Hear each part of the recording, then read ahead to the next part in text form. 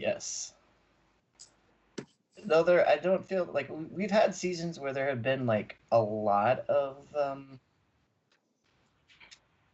there's been a lot of series that we've got into and had thoughts on or whatever. I feel like this one was more quality over quantity. Yeah, yeah. This is definitely not a spray and praise type of season. This season is like, you know They what? We actually they took some targeted time. this. They had this like in mind kind of thing. And we had nothing else to do because we were stuck indoors. Yeah. So Well, we poured our heart and souls into all this stuff. oh yes, because there's definitely quite a few of these I'm uber excited to talk about because goddamn, there's this has been a hell of a season. I think there's definitely a few gems in here that really shine through. I feel like. Yes. So today we have a whole four shows to talk about. These are the cream of the crop, the best shows of the season, the ones that we have finished. I'm not gonna say all of them are the cream of the crop, mind you, but Okay. nonetheless, there's definitely a few that really shine through, and I think take the cake as far as some of these go. So, Good, good. And the first show we're going to be talking about is Jujutsu Kaisen. this is definitely one of them. Oh my word. I put my ear to the ground every now and then just to hear like, groundswell on things like that and if people are excited about certain things or whatever. I feel like this one went under the radar. Like no one really Yeah. knew where this one was coming from, but once people started getting into it, oh my word. It literally came out of left field and just took it by storm, I think. Yeah. Um, so getting back into this show, um, I could kind of see why it flew under the radar. Because, like I had mentioned before, this is one of the genres that's not really one of my strong genres. And And when I, yet, yeah. And when I went back to it, I was like, oh, yeah. This is the one that both of us were excited about. And then I started watching, and I'm like, why did I like this show again? I was like, I remember him, and very, very quickly, I was like, oh yeah, this is a very, very good show. So, it's amazing. I feel like it hits so many points. Um, God, and this was done by Madhouse, wasn't it? this is done by Mappa, Mappa, that's right. which, and oh my They god, did some gorgeous animations on this. Like, this was insane on the animations. I feel like. have you seen the intro? Yes, I allowed myself to see That the was intro after, like, once we went on to the next core from there, I was like, all right, I'll go back and watch the intro. And then having watched that and heard from other people about it, I allowed myself to watch the second one without having to worry about it because they're really this is okay, and this is this is also why I'm excited. Anime studios out there. This is how you do intros. You can introduce some characters, you can show off some things, but don't spoil things in the anime. You know what I mean? yes. Like, let's actually be like, oh, this is fun, this is exciting. I get to see them doing some things, running around. I get Why the is he general holding a baseball idea. bat? Yeah, but I'm not like, I'm not gonna later on go, You're yep, like, who's I that saw that. guy?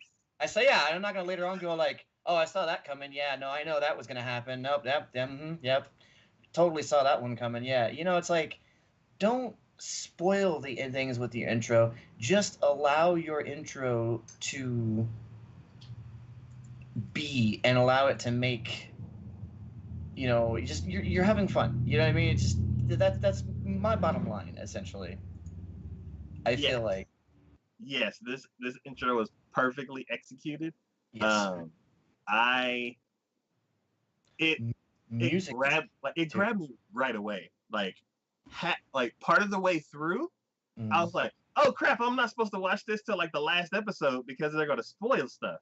But it looked so good. mm, It's feature film animation that they put into the intro. And I was mhm. like, oh my God. And I'm like, oh, they're just walking in random places.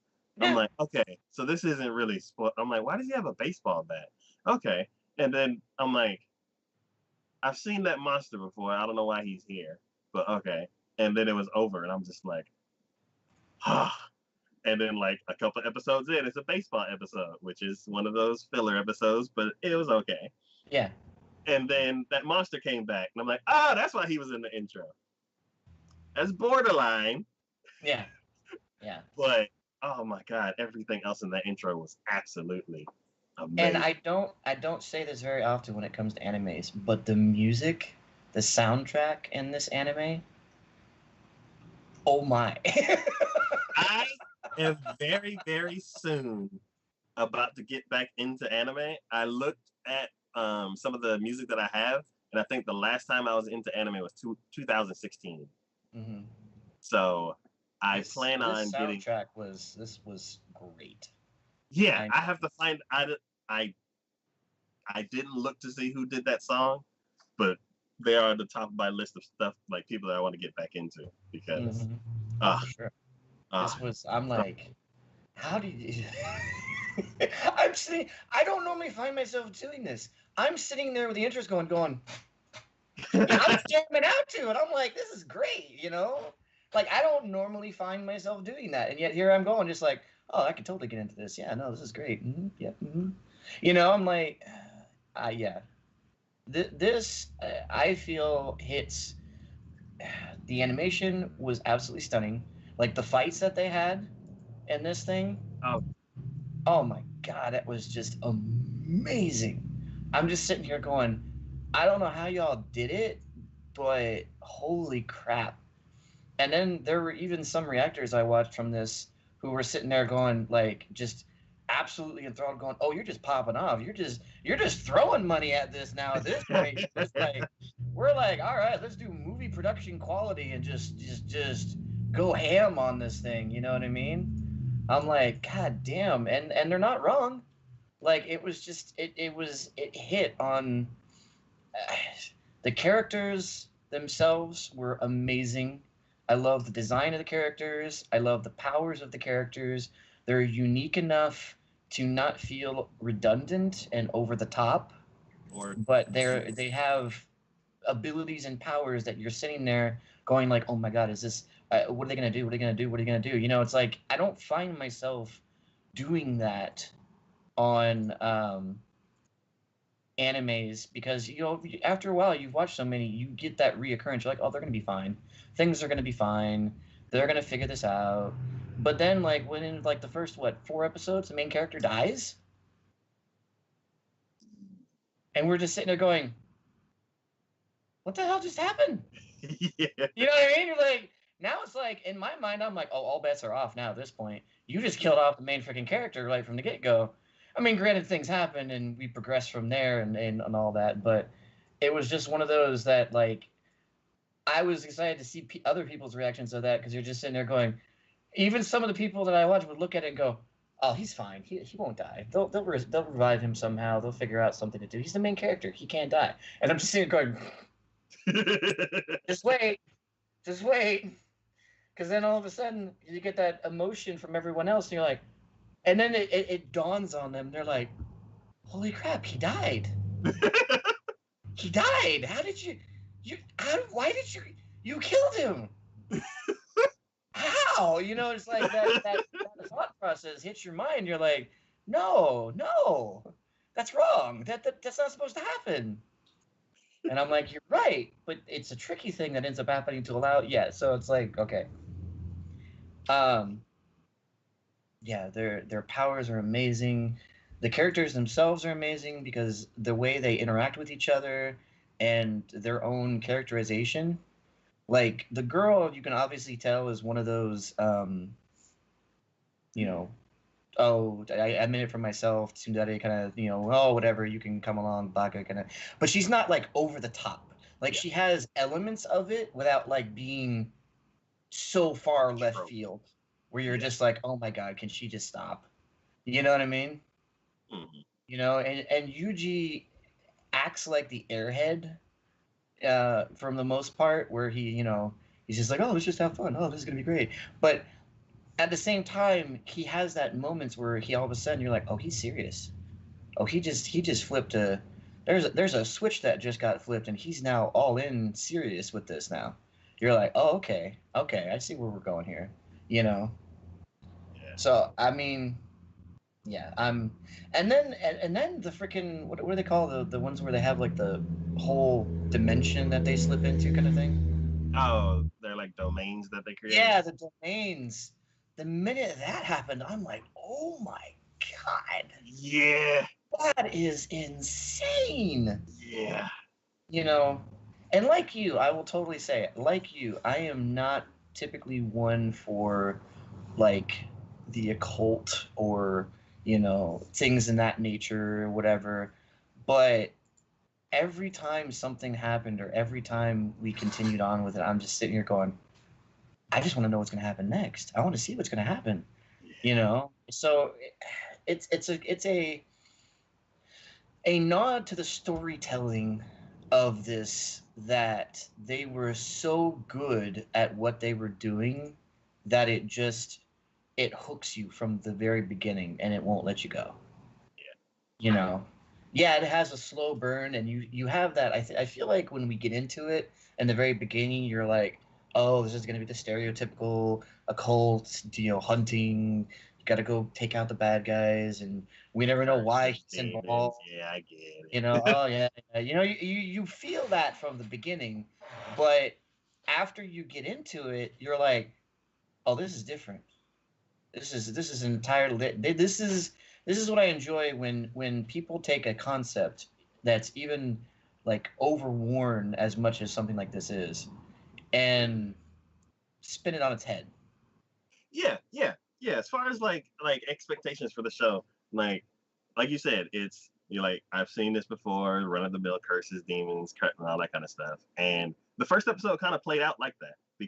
because you had the two people who had this one curse thing. You had some other characters who were like outside of that little story, but the main meat of the story was like them like unwrapping that finger. Yeah. And you're like, okay, so in this episode, they're gonna release the demon, a couple things are gonna happen, and they're gonna be fine. And then they'll be in the next episode, and then we'll just follow them through their like monster of the day, monster of the week kind of story. Mm. And by the end of episode one, this is a completely different, like non run of the mill type of story. Oh, So absolutely. 100%. yeah, Like so we went from thinking it's like, oh, it's the monster of the week type thing situation to being like, we have a continual bad guy. Like, yeah, and it's not just like, and here's the thing too, like they created, not only did they create a bad guy, they created a bad guy that you legitimately hate. yeah. Like, he's I wanted to, like, in that episode with the kid who had been bullied and everything, Uh, like, I wanted to freaking go in there and be like, you son of a, oh, freaking kill him. I don't care. Freaking kill him, you don't normally feel that way. That's not a typical reaction when it comes to stuff like that. Um, but in that situation, it was totally warranted. You're just and sitting like here going, go ahead. he has like such a opposite demeanor. He's like when he's not mad, he's like, "Oh, hi, blah blah blah. You want to do this?" And like he's just kind Mm, of like he speaks like an airhead and mhm. like innocently. Oh, for sure. For Yeah, sure. You're looking at him going, he has, and that's why it's like I don't blame the kid. Like there were so many people that I saw watching the show who were like sitting here going, "Why are you trusting him? Why are you trusting him? He is obviously evil. Why are you trusting him?" And in my mind, I'm like, from your perspective, yes, he is evil. Yes. Why would you trust him? But you're not thinking about it from the kid's perspective. One, he'd been bullied his entire life. Yeah, he's talking to the nicest person he's ever known. Yes, and this is now the only person who actually tries to show that he actually cares about him in some way. It may be misguided and it may be misjudged, but that's what he's showing. So I'm like, I get where y'all are coming from, but you're not getting where the show's coming from and where the guy itself is coming from. It's like if you would actually take a moment and think about it, you'd realize why the kid is going along with something like this when all your reasoning and all your logic in your head would be screaming at you, don't do it. Like, this is bad, this is wrong, this is evil, don't do it. But yet, how many times is this kid, like, oh god, the situations he was put in and that sort of thing, like the things you saw. And then the fact that I didn't even realize it myself until it was shown where he reveals his face, and because you'd always have his hair over his eyes, and I thought, oh, he's got that emo hair look or whatever. And I realized, no, he was covering his face because they were putting cigarettes out on his face. Yeah. And I'm like, oh my God, that is horrible. That is just. So when it comes to that, like, no, I totally get where his reaction came from. I totally get the reason why he was going along with it when he was. I mean, was it right? No, but I can't fault him for it. You know. So yeah, no, this show and then to amp it up the way you did, and towards the end there, I'm already just like, I'm so excited now for the next season. I'm already just Yeah. like, I'm hyped for the next season. Yeah. Because I'm like, now the other students from the other school had requested Yuji's team, his entire team, to be promoted to tier 1. Yeah. And I'm like, that's cool. Like, you're all that to me is like acknowledgement right there that, hey, they can do this. Like, they're good enough to put it out there. You know what I mean? And So that was them also kind of defying the old dude principal, yeah. because yeah, he was purposely holding them back. Yes. Mm-hmm. Huh. Okay. Mm-hmm. So, who's your favorite character? Oh God, that's a If tough one on this one. That's a tough I one on I this have one. I have two. One. Okay. So nobody's locked in for sure. It's like I Uh, have two halves of uh, one, and one half is muscle dude, and then the other half and the other half is weapons girl, bow staff girl. okay, weapons girl. I'm totally on board with you on. Yes, Yeah. 110%. I'm like, God, muscle dude. Oh man. Uh, every So, time. Okay, I love his interaction with Yuji. Don't get me wrong. I love his oh my interaction. god, it was so good. His interaction with Yuji was just the absolute best. But God, his demeanor and his going into his thought process of him in a school with Yuji and then trying to, I'm like, what did this turn into? Where the hell are we? This didn't happen in season one. What is this? Yeah, I'm like, I am Oh, totally at it's loss. intentional. Okay. Yeah, yeah. I am So like, I am totally lost. I don't know what's going on. This is weird. Why is this happening? I Yeah. I love that about him. Like when he interacted with who's the other guy out of the main three? Oh, the stoic guy that Yeah. was When with he him. when he interacted with him and was like, uh, what's your girl type? He said the wrong answer, and there was this huge destructive battle. And Mm-hmm. he talking to Yuji, and he's like, what's your favorite type of woman? And he's just like, what, like confused, just like everybody else is normally. And then Mm-hmm. he's like, I don't know, like maybe tall, like with a big. It's like big butt or big booty basically, because that was his exact same one he had said to the Stoic guy beforehand. Oh, that was a callback to that. Yeah, that was a Oh, callback to that, which is why he felt a kinship with him because it was his type that he had said himself that he enjoyed. oh, that's really cool. So then he went into this whole little delusional like life, like Yeah, whole like yeah, oh yeah, life 100%, that he yeah. went into, and then he completely changed and like became like the ultimate mentor. Mm-hmm. And that's what impressed me the most. One, that he's like super strong, but then also he's super intuitive and super passionate, and he didn't die right away. So I agree. It's just there. This is why I said before, like with the girl, how the one who has the nails for the weapon and everything. Like I agree. I liked how she has that tsundere kind of emotions or reason or whatever, but she doesn't go over the top. yeah. This guy could like hit the top and just kept freaking going, and I'm just like, oh my god, can you just stop? Why?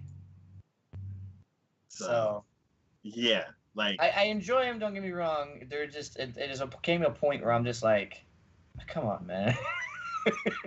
yeah, I will say if I mean so Weapons Girl I totally would agree with. I felt she had such a like I was intrigued more and more by her background and like when they started going into her past, I'm like, I want to know more about this. I want to see like what was going on, what's their intention. Like I most people would get like annoyed by the fact that you kind of like sidetracked onto a side character who maybe didn't have a whole lot of airtime before, but now you're trying to give them that. Like I felt connected with that. I'm like, oh, this is great. I want to see what's going to happen. I want to see more. You know what I mean? yeah. There's one part of that that kind of goes against what we were saying a little bit earlier, how they're doing things a lot differently, but it is like they're doing it in their own way. Mm-hmm. So how there's like twins and branch families and stuff like that, and um, how the one that they expect to have the power doesn't have the power, and But see, like they didn't beat you over the head with it. yes, Like I didn't even know she was like I thought, okay, they're sisters. I'm like, okay. And she has some sort of deficiency where she's not as powerful as they think she's supposed to be or whatever, like, yada yada yada. But like it wasn't until they actually went into it and they did go into it, but not like overly into it. They're like, okay, we're gonna touch base on this. We're gonna have a little bit of context here, and then we're just gonna get rid of it. You know what I mean? yeah, And I'm like, okay, yeah, cool. yeah, Uh, they weaved it into the story very well. Like oh, there's totally. two shows that we've seen before and we've talked about that's done similar things. So as far as like the twins, we got Higurashi. Mm. They basically both played one character, and I can't remember. I haven't watched the show, even the new one. I haven't watched it in such a long time that I don't remember the exact dynamics for it. But Mm. when they went into it, they completely derailed the story. They're like, all right, now it's time to explain this character. Like, I think right when they revealed that there was two of them, then like the next episode was just like the whole story of them from like Mm-hmm. them being happy to them like to not being happy to what's happening presently, Yeah. and it was like a total derail. The second show that has done something like that is Naruto with the two Hinata and the other guy, her other Oh. cousin with the Byakugan, Yep, I know what you're where talking about. yes, where Yeah, yeah. I think Hinata was part of the bloodline, and Hyuga, I think his name was not, but he was more powerful, or the other way around. I can't remember how it all played out, but even with that, like they stopped the story and they're like, okay, let's explain this. This show weaved it in and didn't derail the main story, so I feel Mm-hmm. like it presented it better. Oh yeah, no, totally. I Yeah, mean, it essentially, I mean, all the characters they're showing because every one of the characters had their own little moment. They had yeah, their own little like back history or whatever, but none of it ever felt overly outdone. yeah. None of it ever felt like, oh, why are we doing this? This is ridiculous. This seems, eh, contrived or something like that. This was like, no, we're doing this because this is what kind of needs to happen, I guess. It's like it makes sense in the context of what we were going through at that time. Yeah. And instead of pulling away from the fights that were happening at that time, we only sprinkled in the storylines behind why each of the characters are doing what they're doing, or their purpose behind what they're doing, instead of, let's go ahead and let's start the fight one episode, cut the entire rest of that episode for backstory, and then halfway through the next episode after that, go more backstory until the very end, and then we go back to the fight. Yeah. A fight lasts for like 3 episodes when we're like, and at least an episode and a half of that was just backstory, not the fight itself. It's like they understood where people were coming from. They understood what people wanted, which was, let's get to this fight and let's see what people can do. Yes. So yeah, no, I'm totally, yeah. This has been, it's been a roller coaster thrill ride, and I'm all about it. So,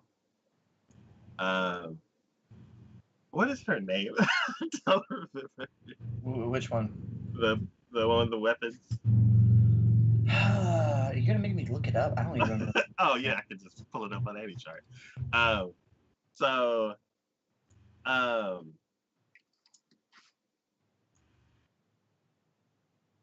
there's few characters that like will just flat out impress me. Mm-hmm. And she was one of them. Partially because I basically forgot the whole cast. And I'm like, who are you again? And then like a couple episodes in, I'm like, okay, I know who you are, but I don't remember what you did in season 1. So unless you like backstory, I'm not gonna remember. And there's bits and pieces that I remembered from the first season, but when she got into the fight, because she got into when they were trying to kill Yuji. Who was she fighting? Was she fighting Iron Man or the first one she fought was the samurai girl? Yeah, that's the first one she fought, and she totally dominated that entire fight, like 110%. Stole her sword, and yeah, it was just like a good character for the rest of it so far. Well, and it's funny too because, and I like the fact that during that whole episode, or after she got done with her, and the other girl's like, I don't know what to do anymore because I don't have my sword anymore. Then all of a sudden, what's his name with the curse speak comes back and basically calls her using the metal guy's phone, and has her fall asleep. Yes. And I was like, all right. I don't blame her for what happened, but at the same time, just like, Well, I'm guessing, I'm like, was that so she wouldn't like wander off and get attacked by a monster? So she's just stationary, and he knows that there's cameras on all of them. So like, one of the teachers could go help. No, I don't think it was that. I think it was the fact that he was just trying to, because she was still active. Essentially, she was still a threat, even though she wasn't doing anything. She didn't have a weapon. She didn't have a weapon. And, it could have been a case where she might have found a weapon, or could have been, still active in a way, I guess. So he was just, because technically speaking, she wasn't out until she fell asleep. When she fell asleep, that's what knocked her out. That's what she was out of the running, essentially. Oh, yeah, they were keeping track of everybody. That's right. That's right. Okay, cool. Maki, there you go. That's Maki, her. yeah, that's Oh, Maki. And she kept switching weapons and was like almost just as good with all the different weapons. Oh yeah. Jesus. Yeah, she. I think she's my favorite. Even though the guy is really, really cool about it. And I'm like, so between her, from me, and Gojo Sensei. Okay. From the very beginning with him, I loved him because he's just like the minute he comes up and sees what's going on and realizes his a friend of his student had eaten the finger or whatever, and he's like and then realize he can come back, and then he's like, really, you come back, okay, and he's like, so tell you what, bring him out. Bring him out, and then we'll go from there, and give me was he like 10 seconds or something like that, and then switch back out with him. And then immediately when he does, and he's still talking to his student the first time that freaking God, I can't remember the curse spirit that's inside of him's name. Um, but the minute he comes out, he starts up with he immediately attacks him, and then it's just like he's literally when the smoke clears, he's sitting on Yuji's back, Yeah. and I'm just like, and he's still explaining what it was that he had bought during his, Yeah. his outing. I'm like, are you serious, dude? I'm like, that is amazing. I don't care what anyone says. That is amazing to me. So yeah, to me, and then of course his domain thing, that whole fight with his domain when he was fighting the Oh, volcano. yeah. I'm like, oh, are you serious? He knocks the volcano dude into the water, and then before he comes stands back up, teleports back over to the school, grabs Yuji, teleports back over, and then knowing it was gonna piss him off, goes, "Oh, I don't have to worry about it. You're weak anyways." You know, it's like, are you serious? Oh, that is so good in so many ways.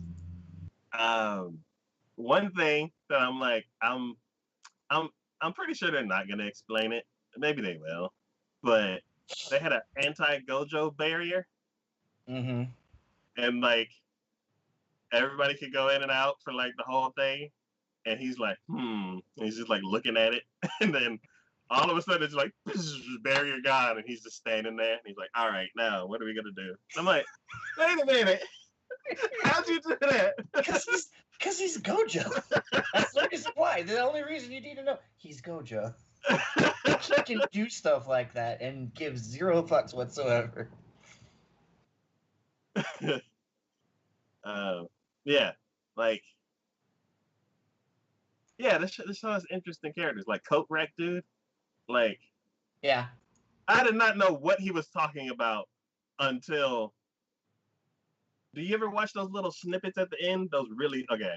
Not like I wouldn't say consistently, but I have watched those little Okay, snippets. they had one for him, and I'm like, oh, you crazy man, that's what you're talking about for Yeah, you're Coat. literally talking about making a coat rack out of I their was like, bone. yeah, okay, moving on. I was like, you're being annoying. What do you mean coat rack? And I'm like, oh, I wish I didn't know. Um, yeah, like there was something you. Oh, finger.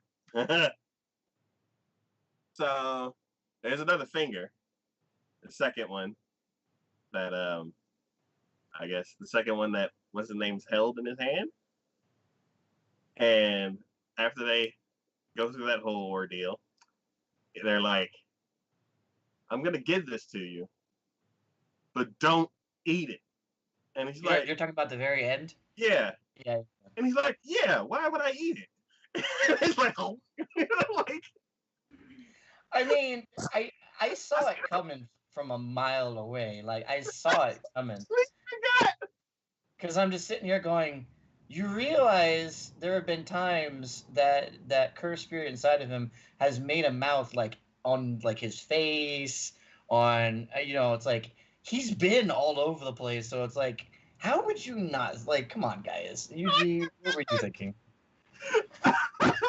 I totally forgot. Yeah, And I'm like, what's gonna happen now? And nothing happened. And I'm like, this is gonna get me later. I'm gonna forget again. yeah. Oh yeah, if you've forgotten once already, you're definitely gonna forget again. Yeah, that was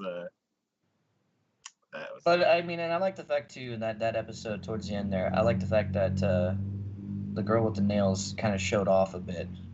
yeah. I like the fact that she had her moment, and I'm like, all right, you Yeah, actually like you're not just like a side character who's a damsel in distress who tries to do something but just doesn't have enough power to fully push through or whatever. It's like no, you show up and you're able to do stuff just like the rest of them. yeah, she has that ego for a reason. Yeah, Yeah, yeah, yeah. you know. I love that. Now this is a series in recent history that's had a pretty decent yet also very obvious filler episode, baseball episode. Oh, that episode. I was like, what does this have to do with anything? I mean, yeah, okay. Granted, totally. I'm with you on that, but at the same time, it's like it was still. I feel like it was still worthy of enough of an episode because it actually showed um, kind of what the rest of them had been talking about Yuji and them being able to work as a team and the dynamics in which you have to things that you have to do in order to survive, I guess, essentially in this world, I guess, for lack of a Yes, better word. yes. And usually filler episodes have like those small little aspects in there, which is why for some shows, especially long running shows, you're like, ah, do I really need to watch this episode? I don't want to spend 30 minutes. I don't want to spend 27 minutes on nonsense and 3 episodes of actual nuggets that are important to the story. And that's why a lot of people are kind of frustrated with those episodes. Mm-hmm. Me, I'm perfectly fine. I watched all 200 filler episodes without a doubt. I, I usually don't mind on those episodes. So whenever I saw one on like a modern anime, I was like, oh, wow, these episodes are still done. And this was a good, like, this is just as good as, I would say, I wouldn't say as good as the rest of the show, but it didn't detract too much from the show because we're with what, a season and a half and we're like really well invested into these characters that Mm-hmm. they gave us enough nuggets in that episode to where it didn't detract too much. Yeah. The very very filler filler things that they did is, oh, Iron Man dude, he got his body got destroyed, so they brought him in as a pitching robot. It just drew his face on it. I'm like, Yeah. that's a perfect filler joke. It's Mm-hmm. like complete nonsensical joke, but it's perfect for this episode. Like 100%. A Oh, I agree. throwaway joke is just perfect, high class filler. So, yeah, I'm like that was really really good. Um, Other than that, like what that one part that like made me laugh like a lot. Um, yeah, it's I don't know. I it's I don't know. I just like this is definitely a filler joke. This is an episode to have fun. Just Yeah. perfect. Hey, but at least the fact that it was a filler episode, for the most part, as a sense, but it wasn't anyone going to the beach or hot springs. At least we avoided that trope. Yes, yes, yes. That those usually the standard filler jokes. Mm-hmm. So what was your favorite part? We've probably named all the good parts. I'm trying to think. I mean, that fight with Gojo and the volcano dude was just surreal. Like, I was super amped and excited that entire time because you figure that volcano dude was having like, oh, I'm total, oh, he's so easy. Why was everyone so scared of him? And then he just walk out of the flames like, hi, and be like, why you're insulting me? Why are you thinking that I'm so easy? What's going on here? It's like I'm like, oh, come on, dude. you know. Um, but beyond that, I would say, oh man, the fights, like that whole fight sequence in the towards the end when they were at the school doing the competition or whatever, Hmm. that to me was just outstanding. Like I thought that was great the entire time. Yeah. I would say another character had a breakthrough. God, I need to leave this open. Megami. The when he was fighting the last monster and the returning monster, and he kind of took to heart what Gojo was talking to him about, as far as like he kind of sacrifices himself to solve situations, whether it's helping his friends or getting through danger. Mm-hmm. And basically, basically told him to like risk, like do, like push yourself rather than risk yourself. Mm-hmm. Yeah, And I thought that was amazing. That was it yeah, because it's so often like the anime trope is like putting yourself in the highest risk possible because it's the highest risk, the highest gain sort of situation. yeah, And this was him recognizing the fact that he was kind of putting himself into that situation, but shouldn't. yeah, So no, I really appreciated how that turnabout kind of played out, I would say. yeah. Because I was like, what, half domain, or Hmm. yeah. Yeah. So yeah, that was I was like, good job. Like just seeing characters grow. I'm like, ah. So No, I agree. I thought that was a stellar. It really played well, I think, into the whole like what they're trying to go for. I would say, as far as this anime is for, just the because in the very beginning he literally said like, look, it's it's a crapshoot. Like you're going to die and you're not going to understand for what reason or why. It's just you're gonna die. It's just a matter of the fact. So given the situation that Yuji put himself in and how he's kind of played everything out, you really have to appreciate the fact that he's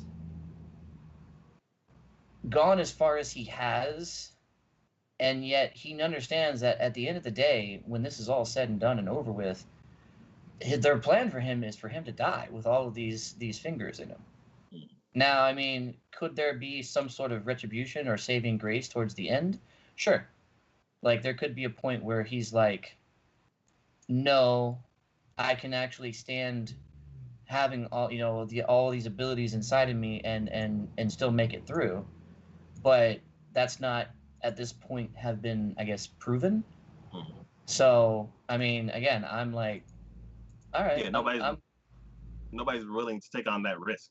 yeah, Like even exactly. Odu's like, he should have been dead already. Yeah. Yeah, exactly. So, no, there is so much going on with this show, and I'm all for it. I'm all about it. So, Yeah. So one of the best shows of the season and last season. Uh, it will be back. Is it just? It's just keeping going, right? They're not. One of the uh, shows was like, "We'll be I back." think I think this one's not gonna be isn't gonna be going this next season. I Okay. think I think they're I think they're either taking a break or I don't know. I don't know if this one's actually like continuing on immediately or not. I'd have to look. Okay. Yeah, because I know one show like was like, "All right, that's it for now, and we'll be back season 2." And I'm like, okay. Um, but yeah. So Jujutsu Kaisen. Hey. one of the top tier occult shows. Everybody should watch it. I agree. All right. The next show we're going to be talking about is Jobless Reincarnation. I'll seriously try if I go to another world. This, oh God, this is. I think you've pretty much nailed the top two animes of this season. I want to say right off the get go. I mean, this is just amazing. I feel like this is. Okay, I get it. Any of you who haven't watched this show, and you're like, oh, it's an isekai, because it is an isekai. It is totally an isekai. But I want to say, this is an isekai done right. This pretty much, to me, blows all other isekais out of the water. This is everything I want in a fantasy isekai. And to me, this is more adult themed than, without going over the top. Yeah. I mean, rephrase, without going over the top, this is more of an isekai than any of the other ones I've seen. Yeah. There's no hand holding in here. There's no limitations in here. This is straight up like shit's going down and we're going to have to figure this out. But in the meantime, you know, the themes that are behind everything are surreal, but they're amazing. You know? Yeah, oh God, I can't. From the very beginning, I mean, this has just been I was enthralled by this series just from the get go. Like it had me hooked, like straight up, and it has not let go since. Yeah. I would say. I mean, Yeah. what are your thoughts on this? So the last fantasy or last show that has fantasy elements that has pulled me into the world as much Mm-hmm. was a show that I'm forgetting the name of. That one with the big hole and like all the people live around the edge of the hole. Oh, Made in Abyss. Yes, Made in Abyss. That is the last show where I was completely enveloped with the story, with the world. I have many, many, many questions, and the story's like, we'll get to that. Enjoy. Yeah, like I would say between isekai and fantasy, I lean more towards isekai shows because they have elements of different genres in them.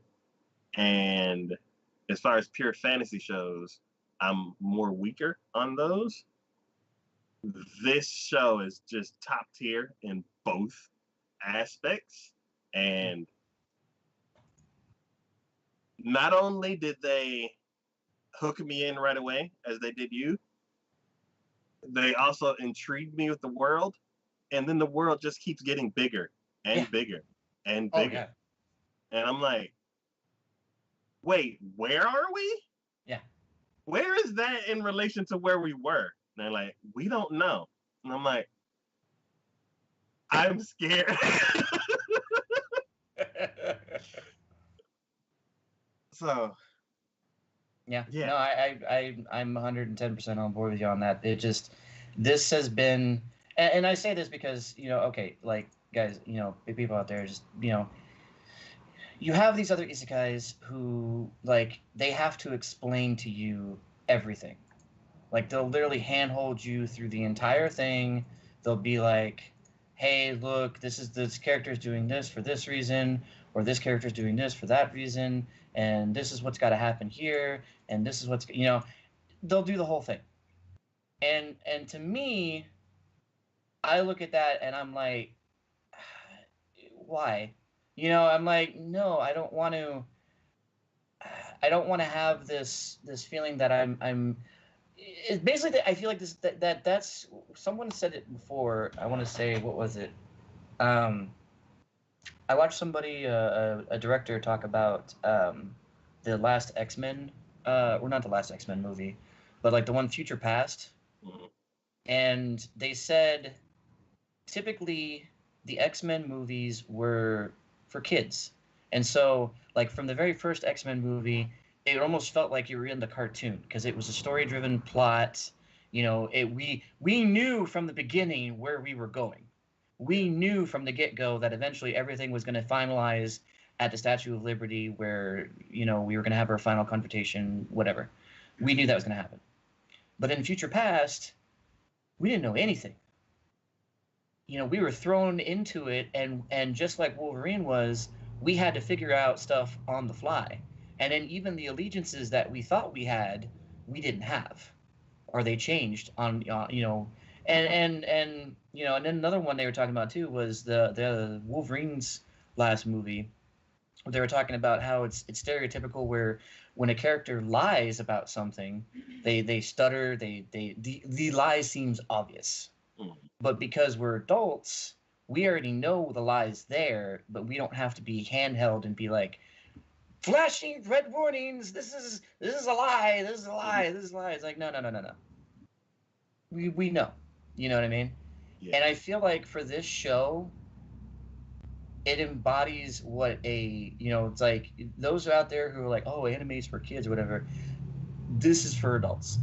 This is 110% for adults because the themes behind everything and the way the storyline forces you to pay attention and really think about the implications and what's going on, and that the fact that there are stakes.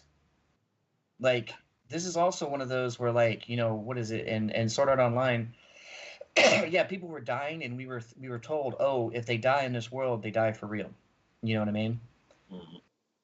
People are dying straight up here. Like, we see people cut to shreds, squashed, decapitated. Like, this is the full spectrum of, like, people are dead.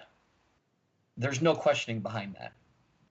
And to me, that's why I'm like, and even though they deal with such heavy things as well, this story is amazing because it has such a balance to it.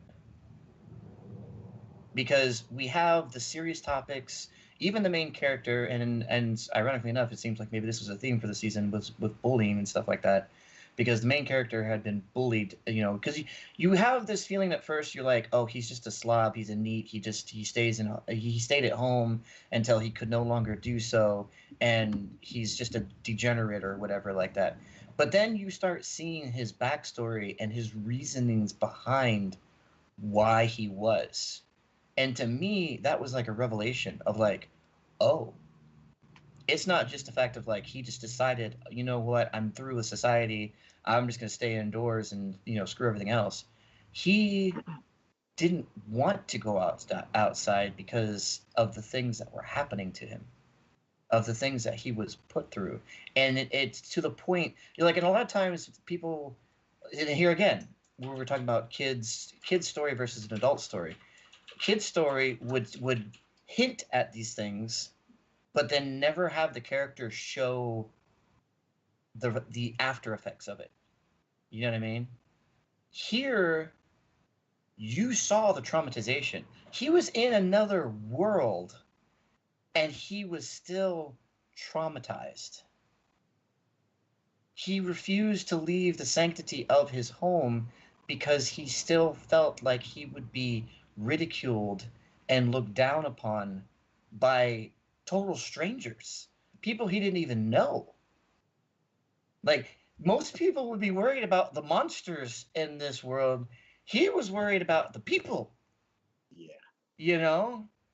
He didn't care about the monsters. He knew he could handle those. See, that's like that. He had the confidence to be like, I can kill any monster that comes up, any creature that tries to come at me. I'm cool with that. I'm fine. But if a person stares at me too long, I'm gonna feel uncomfortable and I'm gonna feel like I'm being just looked down upon and ridiculed, and I can't.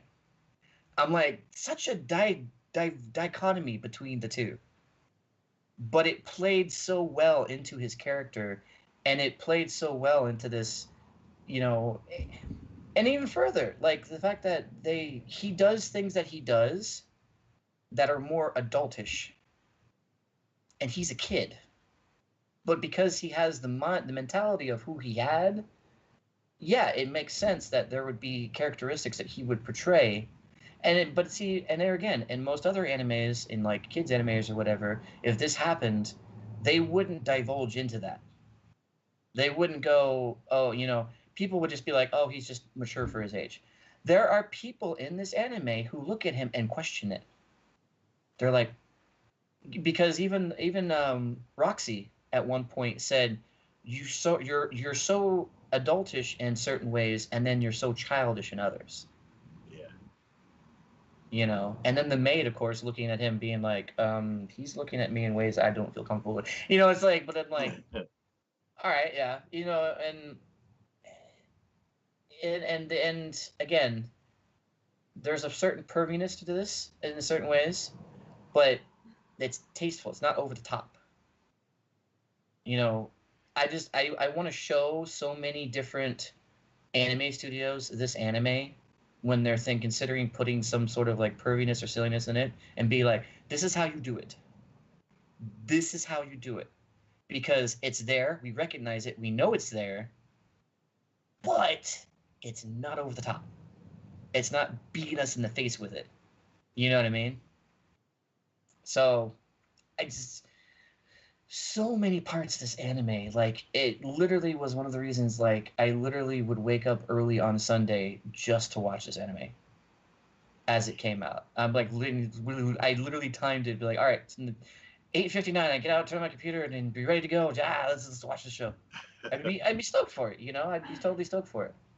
And I think that it shows how well things transpired in the show, and I'm so wanting to see the next core. I'm at least happy the fact that this one is taking the spring off, but it's coming back in the summer. Yeah. And I'm so looking forward to seeing what's going to happen next. That to me is just, it speaks volumes to how well the show does when you can't wait for the next episode to come out. And it's not to say like there are certain shows that have those cliffhanger moments, and this one did on occasion, sure, but for the most part, it wasn't even cliffhanger moments. I just wanted to see what happens next. I want to see. I want to know. Like you said, it's like this world is so expansive and it's growing, exponentially. And I'm just like, what are they gonna find? Who are they gonna meet? What creatures are they gonna come up against? What is going on? You know, I'm wanting him. I'm wanting him to be like a master wizard. I'm wanting him to like master all the magics out there. You know what I mean?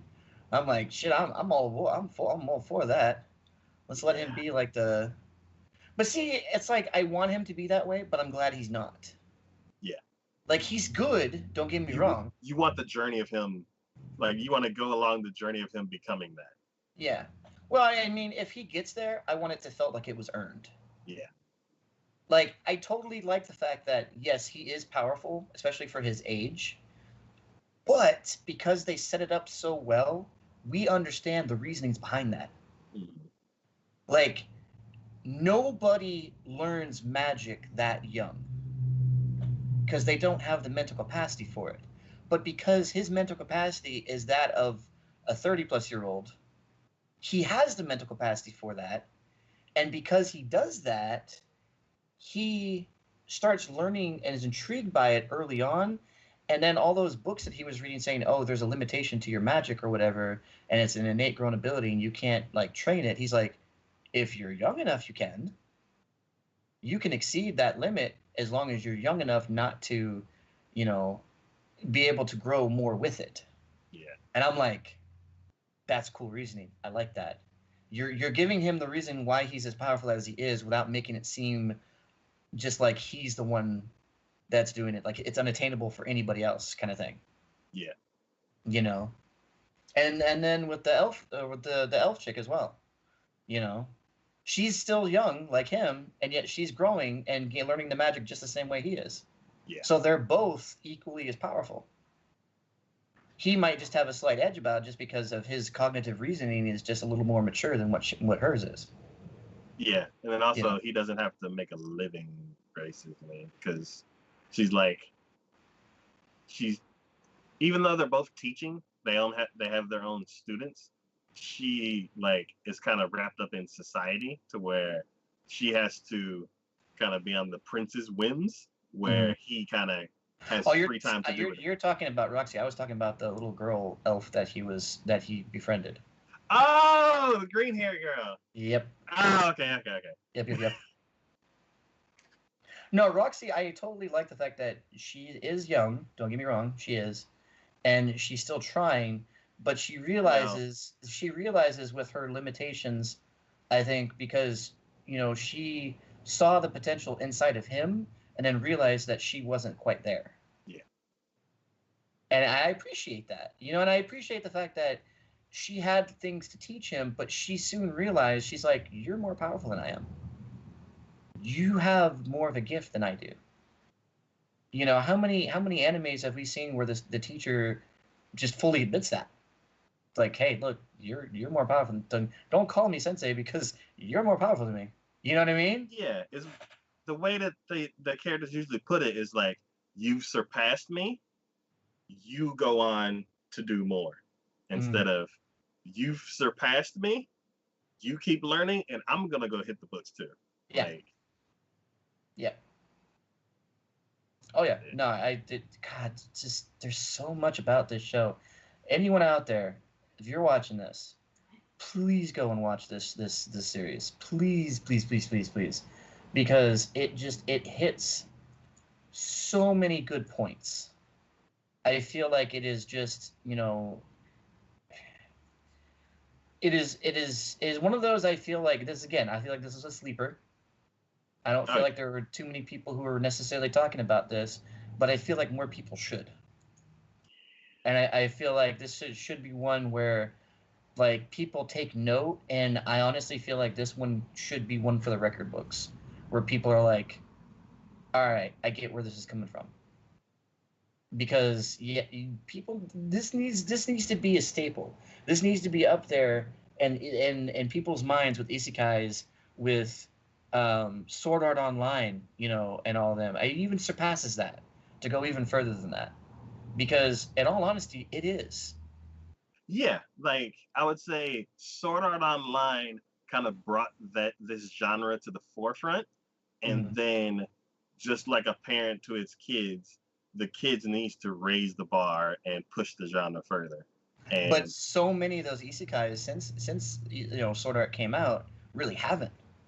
yeah, They're just like, oh, this is what this is. They basically went copy print, and we'll make a few little adjustments here. It's that kid in school who's like, hey, let me copy off of your work, and you allow him to, but you're like, oh, don't copy things exactly, and that's what they freaking do is they copy it word for word the entire time. You're like, no, the teacher is gonna find out. Don't just copy it word for word. Um, but that's what they did, and I feel like this one said, you know what? We're going to take this concept that you have, but now we're going to just completely revamp the entire thing. So, yeah, absolutely amazing, I feel like. who's your favorite character? Oh, that is so hard to say. Because I love the fact that the kid, uh, God, I'm trying to remember his name now. Was it Rory? I want to say some simple kind of name. Rudius, that's what his name Yeah, was. Okay, I knew it started with an R. I just couldn't remember. Um, I love the fact that the relationships he has, like the way he handles things. Because one of the things I thought was very interesting was one of the episodes where his father, like he stopped the one with the girl, the elf girl with the green hair, and he yeah, stopped her from being bullied, yeah. and then the father heard about it, but in his mind, he was being told that. it was Rudius who was being the bully. Yeah, because he beat up the kid, and then the kid whined to the mom, and the mom came after the dad. Mm-hmm. Yeah. Which was just not the case. Yep. But of course, he took the wrong side of that, and yeah, it just. But see, the fact of how he handled that, he's like, "Oh, you're gonna." He's like, and he could have let it go where the father had hit him, and then he explained, but he twisted it and went, "You know what? No, no, no, no, no. I want you to understand where you just went wrong, how you just went wrong." And that's what he did, and I thought it was like, wow.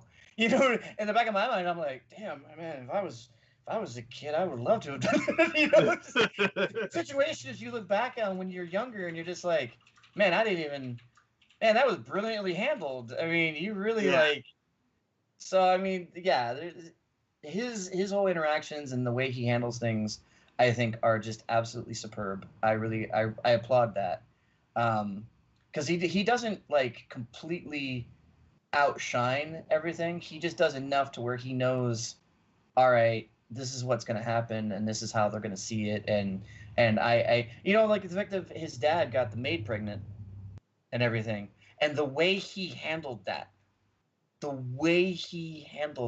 I was like, my God, hats off to you, bro. You know what I mean? I'm like, hats off to you. You did okay, yeah. Mm-hmm. You made sure that your father didn't get off the hook, Yeah. but you made sure that there was no face loss between you or between the maid and the mother, and now they're best friends, and you know they're trying to help Rudius whatever they can do. Like there was such a continuation there. And I'm just like, I don't think it could have been handled any better had the whole incident never not even happened, kind of thing. Because now the mother and the maid are even closer, I feel like, than they were before. You know what I mean? And then the maid feels such a sense of responsibility for Rudius now, because she saw how that happened and what happened, and she was like, I owe him everything because of that. And I'm just like, man, that I don't. Holy crap, you know? Yeah. You didn't plan that shit any better. I mean, damn. So, I mean, yeah. To me, I'm just, yeah. That was top notch, top tier. That, yeah. The dad as a character is like a really interesting thing. I know we had went over like the characters before because they were so well like created. Mm-hmm. Um, like even continuing off of where we left off with him like taking one of the other adults in the village's word for it without actually doing any research or looking into anything that was happening. Mm-hmm. This whole the maid incident that happened to where now the females of the house have like a common enemy kind of and they're best friends because of that. And then now with everything that's going on, how everybody's separated and he switches to adventurer mode Mm-hmm. and he's like, I will find my family. Yeah. Like, Oh, yeah. I mean, hats off to him. I'm like, dude, you you have there's such a roller coaster going on there, but that to me, again, that's true to life. yeah, You know what I mean? It's like that is true to life, and that the fact that they crafted this story so well as to showcase that in a way that somebody who has, an adult who has some experience with that, who knows the way life is, sees these sort of interactions and understands where they're coming from.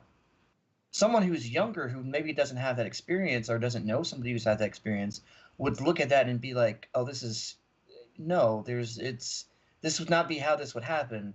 The mother wouldn't just go along with this whole situation, but Rudius saw the fact that she didn't want to kick the maid out. That was the problem. She knew if she kicked the maid out, they would both die because the fact it was winter was coming. She knew that. She understood that. So she had a dilemma because she didn't want to just look at it and be like, I could let them, but if I do, that makes me seem weaker in comparison, and I am like I'm agreeing as to what my husband did, which was wrong. Yeah. Also, isn't this the time period where incidents like that happen, like it's like a scarlet letter, to Basically. where even if she does survive the trip, she'll be looked down upon forever, and her kid, because of the situation that happened. Mm-hmm. Yeah. No. And then Basically. yeah, and then also like she also mentioned that the maid is taking such good care of them um this whole time, that she's like part of the family. So it's like it's like that whole situation, like you said, is massively executed and handled. Um, Mm-hmm. I kind of want to like continue where we left off as far as like the characters go, like because also like just because of that whole situation where the dad's like, I will find my family now. Now this show has taken the situation to where they basically can pair up anybody else with anybody and kind of change up the relationships and like develop them in different ways, because we don't know the rest of the parents team, like adventurer team that they were with. Mm-hmm. um when he was reading that letter, he does say that he's hurt people, and even though he has damaged relationships with them, he is asking for like help and forgiveness. Mm-hmm. So I'm like, once we get back to the father, I'm like, one, who is he going to be paired up with? And then like the two mothers, they have young children. Where are they going to be? Like, are they Yeah. going to be together? Hopefully they're together. Um, it's like every single character that you've met before. It's like, where are they now? Like, what if the two moms were like out on a demon island? I'm like, that's not cool. Mm-hmm. Like, Well, yeah, because we don't know what the extent of how things progressed was. yeah, because I thought it just affected the immediate area. Mm-hmm. And then now it's like, oh, it went across the entire world and like just Mm-hmm. scrambled everything up. Because then you're like, who did it? Yeah. Yeah. No, for sure. What did they do? Why did they do it? Why did people ignore that red thing in the sky for like weeks at a time? And I'm like, who's the new guy that tried to kill the Beast Girl? Where's the Beast Woman? Yeah. No, I really want to know that. I love her as a character, almost for Oh the yeah. same reason as like um as Mikoto in the other show. Like, just a strong, confident woman. Mm-hmm. Um, and like one thing I like the way that they handled the Beast Woman is like they tied her in with with the dad, which is kind of like, oh, more of that. And then they also like, she's the bodyguard. She's like, she saved the main character.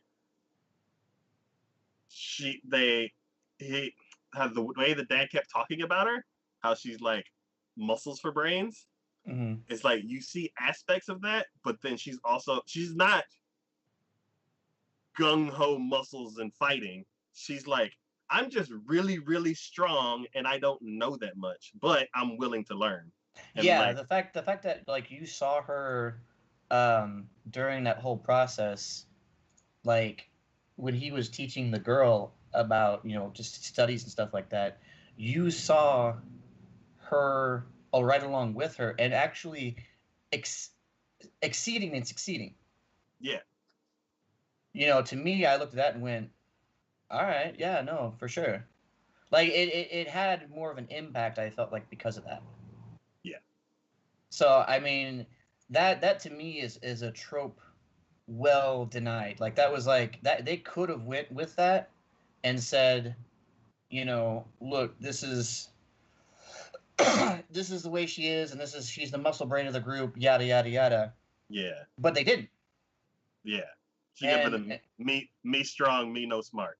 yeah, So I totally appreciate the fact that that little trope right there was circumvented because of that. I really I like that. I think they did a really good job in allowing for that not to be the case. Um, I still want to figure out why like they kind of explain like why the mother of the new house was like looking at him all weird. I feel like it was a flimsy explanation, but Yeah, no, I agree. I agree. I mean, and I think maybe her way of thinking will be, um, I guess, changed if he ends up coming back, and he brings her with the daughter with him. yeah, Maybe she'll actually, I don't know. It, there man, there there are relationship strings and connections that I'm sure even at this point we're not even aware of. yeah, like, and they start planting seeds like all over the place. They're like, oh yeah, my two other sons, and I'm like, you have two sons? Yeah, yeah, yeah. I'm like, wait, where did this come from? Who's doing what now? What happened? Yeah, yeah, I no. love Grandpa. This is oh, He is all over the place. he is all over the Like place. 1 minute he's like, ha, ha, ha, ha, and the next moment he's like, come here, I need to speak to you. I'm like,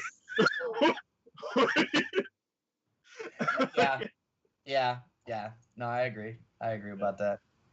It's I don't know. There's such a dynamic there that I feel like again, God, the way that they handled this whole situation, the way that they handle the storyline runs smoothly. It doesn't feel forced.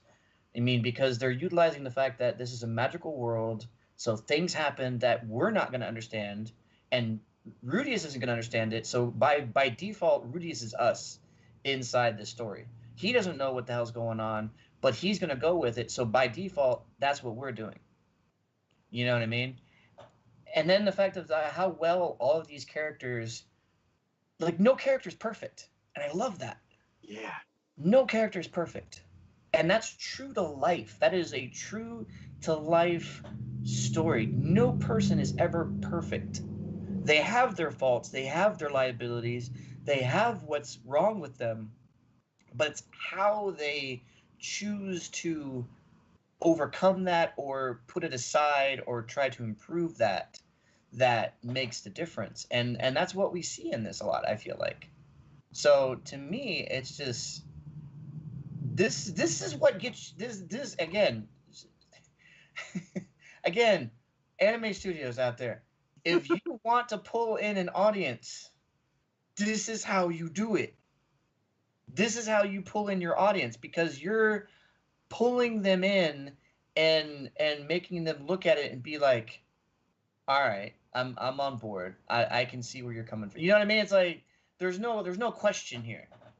Like you feel for this because everything feels, even though you're in a fantasy world, it feels real. You know what I mean? It feels real. It feels well deserved. I'm just, yeah, it's amazing. I I can't gush enough about this anime. Is what I'm saying.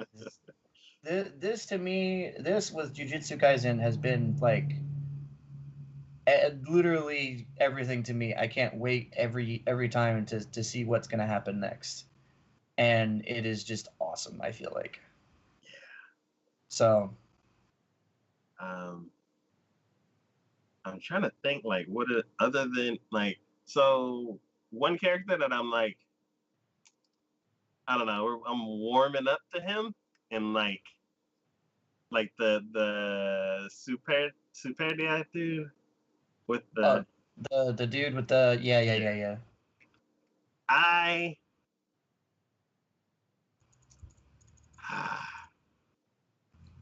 it's like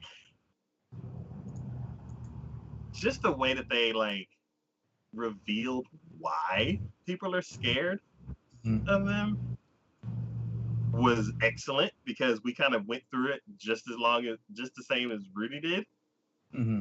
where he's like, "Oh no, I'm a clear your name," and then they come across a situation. He's like, I'm gonna kill him, and you're like, wait a minute now. We were on board with clearing your name. This is not no. And he's This like, is no, not you according can't to do that. plan. He's like, why not? And he's like, because that doesn't matter. And you're like, no, man, like, let's try to talk this out. And he's like, no, my honor. This is the way I live my life. And we're like, see, this is why people don't like you. Like, This is why people have an issue. No, I agree. I agree. and then it's like, and that's just him. Like, everybody else from that group has their own interpretation of like how they do that. Some are more extreme, some are less extreme.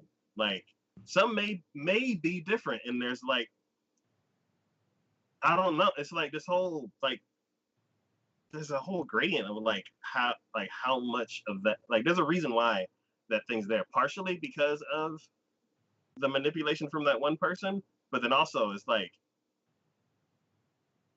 whoever started it knew that it would hold because of the tendencies that I don't want to say like all of them are like that, but like even if it was just like somebody started a rumor about this guy, like you can see why it holds. Yeah.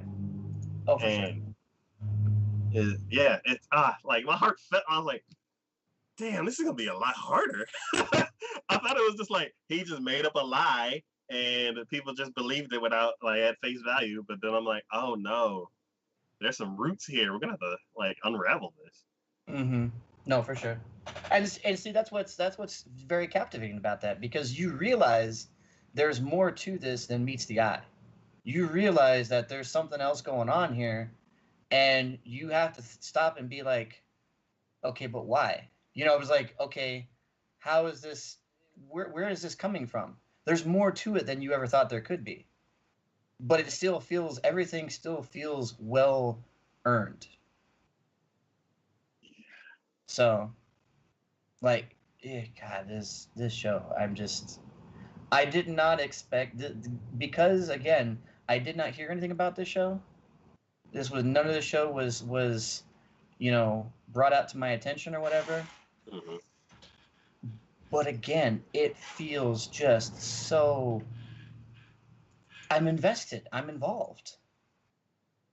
And I don't even know where it came from. But all of a sudden, I'm just like, oh my God, where was this all my life? I didn't know this is one of those where people are like, I didn't know I needed this until I have it.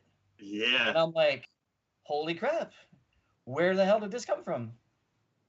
You know? So yeah, this is like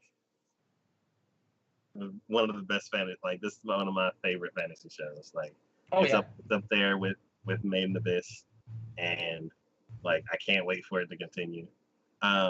In between this season and the next season, I kind of want to like just throw out some guesses. Like, I'm like looking at the character sheet, and I'm like, some people are obviously going to show up again, but like some of the like smaller characters that are like they've had a small part, and you don't really like they don't really seem like they're going to show up again. I'm kind of curious. Like, I kind of want to guess if they'll show up again. Mm-hmm. So like the dance instructor for Eris. I mean, I don't know. I don't know. Because it's like, That was I such would a say, small part in it, though. It's hard to quantify that as it being like, I don't know. It's hard to say. It really is. yeah, because I was like, her and the mom. I'm like, more than likely the mom's gonna show up because it's what's her name's mom. Mm-hmm. The dance instructor, I'm like, maybe if like both of them are in the same place or something. Because if the mom's by herself, I don't feel like she's gonna make it. Mm-hmm. The prince that Rotzi's training. Uh, he seems like a very minor character. Like, Well, I take that back. I take that back. Because yes, he does seem like a very minor character, but we also could be looking at, I guess the best way to say it is like he may be like maybe he'll be the one person to, I guess, afford the money for something. Like he'll front the money for something in the end that is something that's necessary. You know what I mean? Mm-hmm. Like his whole demeanor being like, oh, he's kind of just an ass or a little pervert or whatever. But in the end, he ends up being the one to actually give the money to Roxy because Roxy's the one who asked for it in order to get both Rudius and what's her name back over to. That's right. He's trying to get into that school. Oh, that. I mean, you don't know. I mean, Jesus, I forgot about that. Yeah. Okay. I also see like on his journey, like what maybe him and Roxy are in the same place, and because of the trials that they're gonna go through, he like matures as a person and becomes a better person. Mm-hmm. So like I feel like he still has some development on him. Like the the dance instructor, I'm like, yeah, I can see her being like disappearing, but or maybe she like shows up again. But like I feel like because of how often they show the prince, I feel like he's coming back.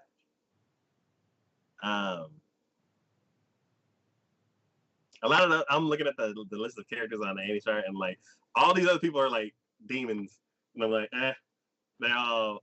I don't really know all of them that much. Speaking of demons, and how you say that they don't really hold back any punches, like how a character will just die. Um, Another kind of humbling moment when because Rudy, I think he mentioned by now that he's 40. Um, because he still kind of has that like I know more than the world knows, and I can like I'm smart enough to like to figure out situations and like get the upper hand on it for certain things. When they went into that petrified forest and the guy was the gray hair guy was going to jump in and like save them, and he's like, no, just one more second, and then a body just comes flying. Mm-hmm. I was stunned because I was like, he doesn't know what he's doing. Well, so again, these are the moments that I really feel like, as far as the characters go and as far as everything else is, you don't like, how to put it, like you trust that Rudius knows kind of what he's doing because he has such a demeanor on him that you're just like, oh, he's got this, you know. And even himself, he's like, I'm more mature than everyone. Like he's been boosted up because of everything people have talked to him about. Like everyone holds him in regard because of the fact of what he can do, and they recognize that, and things start going his way. And the fact that that was the really funny part was that what God spoke to him, which I'm really questioning about that. Um, God, I hate him. I hate him more and more every time he shows up. yeah, but like so the fact that God spoke to him and said, you know, hey, this is what you got to do. I feel like he feels like he's untouchable. Like up to that point, he's like, I got this. Yeah, God's asking me to do this, and I've been the chosen one. For, you know, then things are working out. I got this. And I love the fact that again, this is one of those where had it been more for kids, they would have looked at it like, okay, yeah, we're gonna knock him down a peg, but you know, he's still. It's gonna be a humbling moment, but not of like huge consequence. But that wasn't the case. yeah, It was a huge consequence to his actions. You know what I mean? yeah. And I'm like, even previously, like, or I'm trying to think which the petrified forest came before the horse incident. Yes. Okay, You're talking about the horse monster that when the dude when not the blackmail him. yeah. Mm-hmm. Yeah, yeah, okay. Yep. Yeah, That came. and it's not and it's the game like the show doesn't really keep kicking you when you're down. It'll like give you an extra kick. And like he's already down because of all of that happened, and then it's like a couple scenes later, like, oh yeah, this also But caught up to see, you. I like the fact that the reasoning behind why the demon dude did what he did was because he saw the internal turmoil of Rudius and knew that Rudius had made the decision to be like, well, I guess I gotta kill him. Yeah, Like he saw that in him. And so before that could happen, he's like, you know what? I know he's doing this for me. I need him to he needs to stop focusing so much on that portion of it and focus more on his ability to do what he has to do. yeah, You know what I mean? like taking too much on. Yeah. So but see that is very much in character from what we knew of that guy, of the demon guy. He Mm-hmm. cares about kids. Yeah, So he's going to see that internal strife of Rudius and be like, I'm going to step in. yeah. Because he wouldn't let Rudius be just a killer. It's kind of like, yeah, he's like, the demon guy's definitely like keeping his eye on him and watching him Mm. because, and I feel like the demon guy doesn't know. Like, I don't know. It's weird because it's like he'll let Rudy do whatever he wants because things tend to work out, but he slowly sees Rudy taking on more than he can handle, Mm-hmm. and he's kind of like on the fence whether he's going to listen to Rudy or not because he himself, also being imperfect, knows that some of the things that he does leads to his reputation, Mm-hmm. and he doesn't know which decisions like Rudy can help him with. Yeah. So it's like in the forest, he's like, okay, maybe Rudy knows something, and if we let them get in a little bit more danger, I'll see what his plan is about. And it just goes horribly wrong. And he's like, I'm not okay, that was a bad call. I should have stepped in as the adult. And then he sees Rudy like one already suffering from that, and then also being blackmailed like the next day. Mm-hmm. He's like, okay, I'm gonna go ahead and take charge. So I don't know. It's like this show's so good. Like Yeah, because nothing is explicitly explained. Nothing. They don't come out and just say things. yeah, They allow you as the viewer to come up with your own conclusions, whether they're right or wrong, and then you then decide how things go from you're then on the mind of one thing, and then they can totally flip the script on you at a moment's notice. yeah, And I'm all on board for that. It's like, oh, you don't know what to expect from one turn to another. I don't know what danger they're going to get into. Now they're at a completely new city. We already knew that there were dangers in the previous city. Now they're in a completely new city, and I'm like, oh God, what the hell's going to happen now? yeah. And they What have a what mouth now. dangers? What dangers are they going to come across now in this city? Because hell, the last one was horrible. What the hell is this one going to be like? You know what I mean? And then to go back from what we were saying before about jujitsu, I love the openings in this anime. Oh yes, she man. Some shows are like we're gonna leave that for special episodes where Mm-hmm. we're not gonna like chop up the mood to be like, this is what he said last episode. He's gonna say it again slightly different, and then intro that. Okay, back to the show.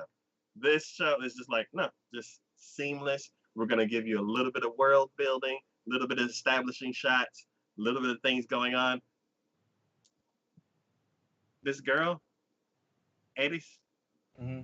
she's always doing something adorable in the background. Like, I don't know But like like nothing ever takes away from the experience. And even though that they have the credits going in the background or whatever, like what you see and how things interact with each other and how things are portrayed feels like it should be there. Yes. You know what I mean? I'm like, no, I totally get that. I totally get where they're coming from and why they're doing this and what's going on here. And like, when Rudy has finally had his breakthrough moment of like, oh, I can leave. I can actually go beyond the walls of my home and not feel like I'm gonna be I'm risking myself. You know what I mean? And then the fact that they opened with that of him talking with his dad and being like, hey, I'm heading out, and they're like, "All right, well, take care. You come home for dinner." Da da da da da. And then the opening was him experiencing the world. Was him going out from there and being like, "Oh, this is what the world's like."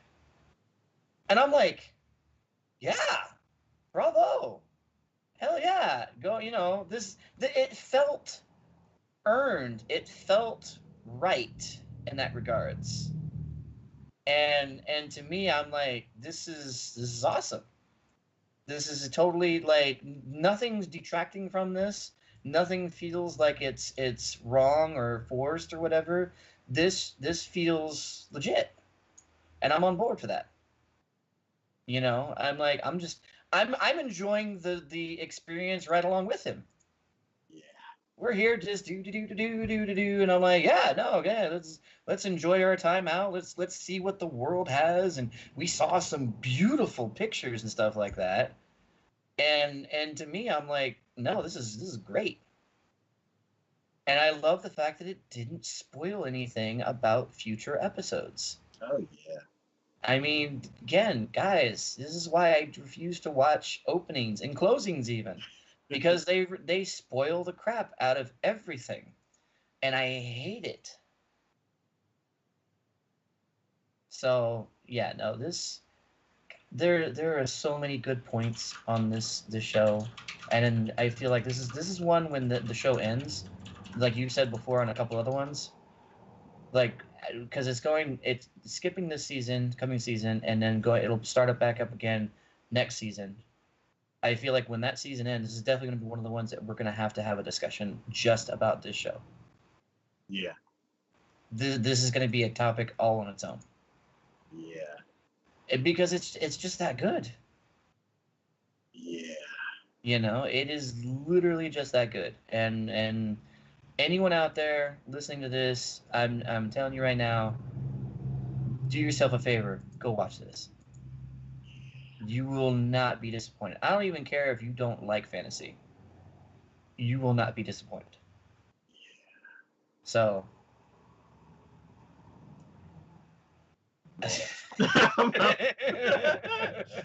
Ah, I mean, man, I can. this show just hits, and I feel like we could talk about this show like in detail. Just even the 11 episodes that they've shown so far, we could still talk about this Oh show. God, that's right. It's only been 11 episodes. Yeah, I feel like we're on season 2.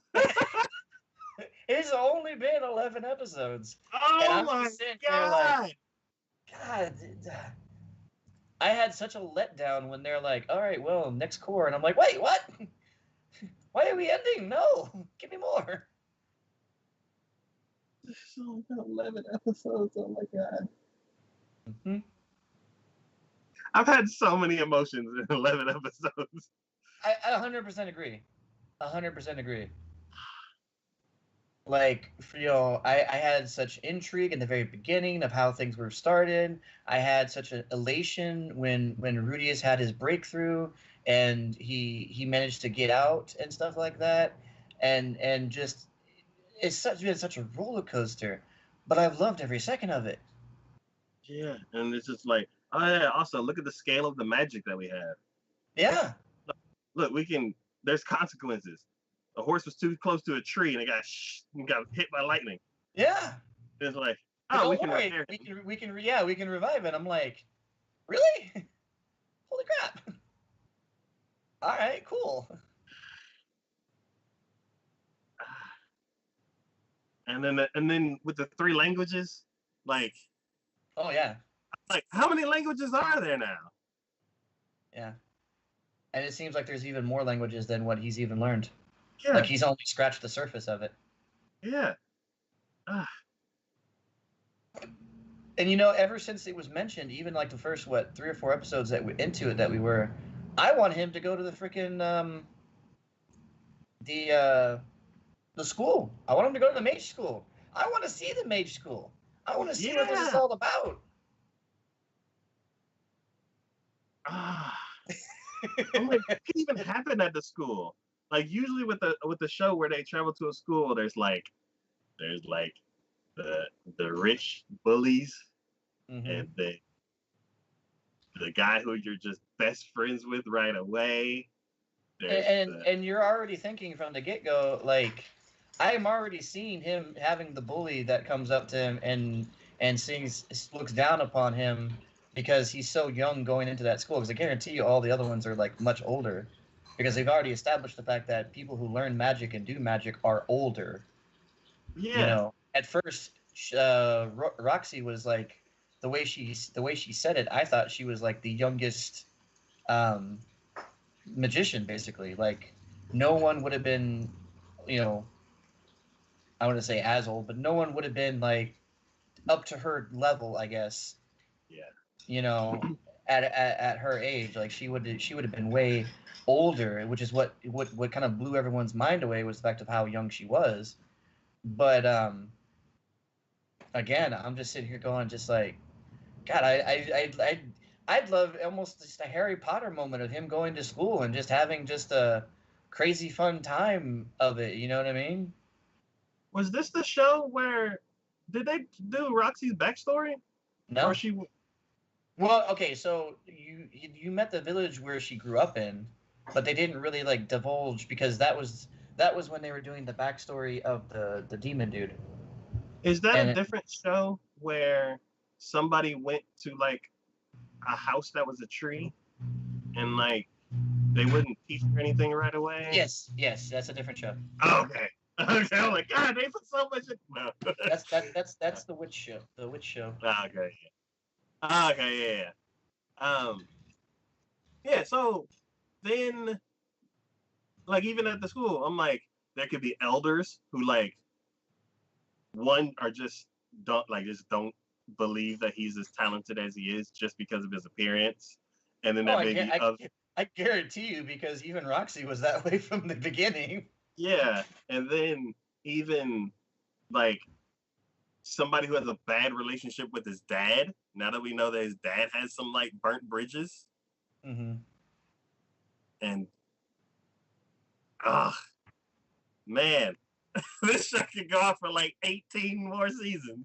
Oh, and I'd love every second of it. I'd be like, yeah, what season are we in? Season 23? Shit, yeah. What's happening this season? Because they've established such wonderful characters, such a wonderful world, and we're not being handheld through the entire thing. This show had a dragon that tried to torch somebody, right? Not that I recall. There was a guy walking on like a mountain ridge and like a dragon tried to set him on fire. And then he like looked off and he's like, "What's that?" or something. Not that I recall.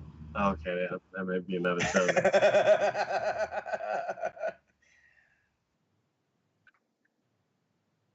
What other fantasy show could it be? Okay. Anyways, no, yeah, this is again, guys out there. I don't care if you even just despise fantasy. You cannot deny the majesty of the show. It is just, it's great. I mean, just did not to toot my own horn about it, but I am thoroughly enjoying every second of this show from start to finish, and I feel like it deserves more accolade than what it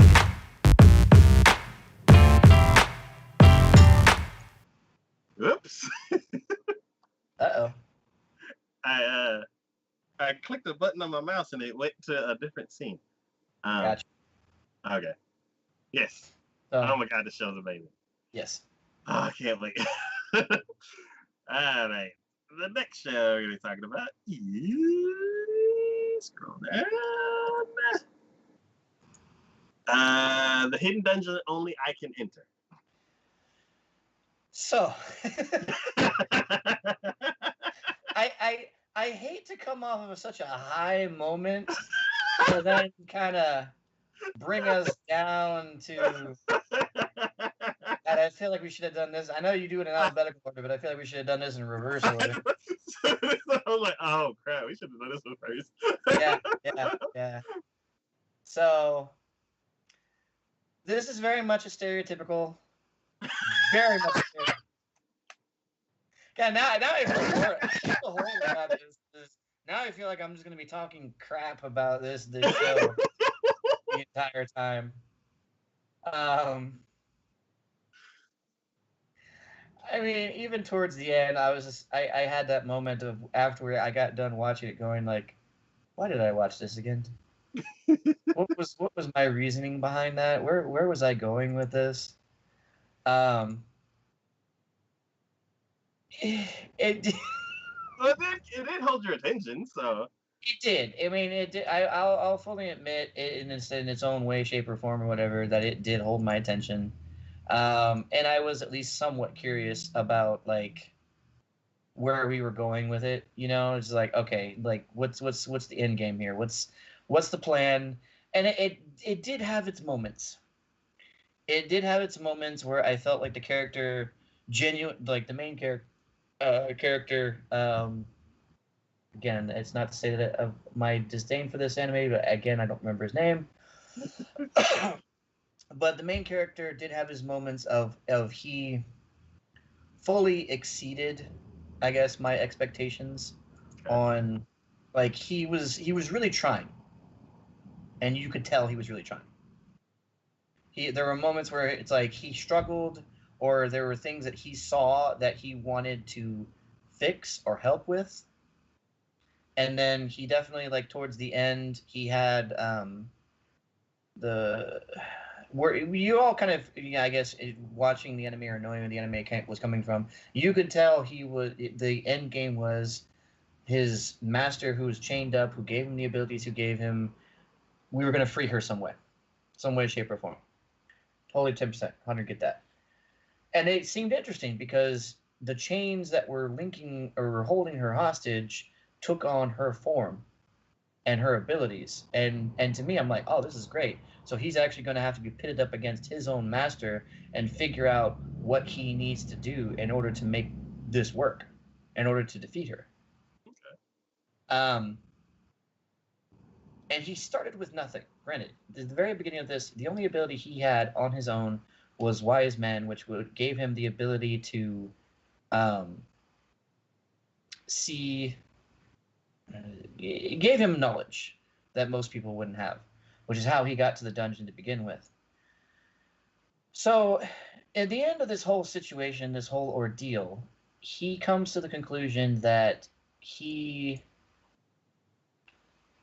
in order to beat this doppelganger and to free his master and everything, he has to essentially give up what he was given. So he uses the ability to sacrifice the ability to gain more power in order to have the final blow that he dealt be the finishing for these chains, which killed them and allowed, everything happy ending. My whole thought was, I was like, okay, here's what I would like to have happen. If this is the way we're going, then let's have him give literally everything up, everything he gained through the ability that he learned from his master in the dungeon. It's all gone. And then Oh, okay. he ends up and then he ends up defeating her, and then he frees his master, and then maybe she takes him on as an apprentice and actually teaches him the correct way instead of just giving him power. Be like, we're going to teach you, you're going to grow into it, you're going to gain it on your own, things are going to get better for you on your own. Okay. Not what exactly happened. He gave up almost all the powers he had, with the exception of the very first power that allowed him to gain the abilities that he did. Oh. Yeah. So basically, at the end, he does end up defeating the chains, frees his master, and then in the end, he's talking with her on a hilltop as they're discussing things, and she goes, "Have you gained back all of your abilities?" And he's like, for the most part, I'm just still working on a few." And I'm like, wait, that doesn't feel like you gave him the abilities that he had only because he was, well, two reasons. One, because you were chained up and couldn't do anything, and two, because he reminded you of a previous apprentice that you allowed to die because you were he wanted to be your apprentice and you just didn't take it seriously enough and he ends up dying. Okay, whatever.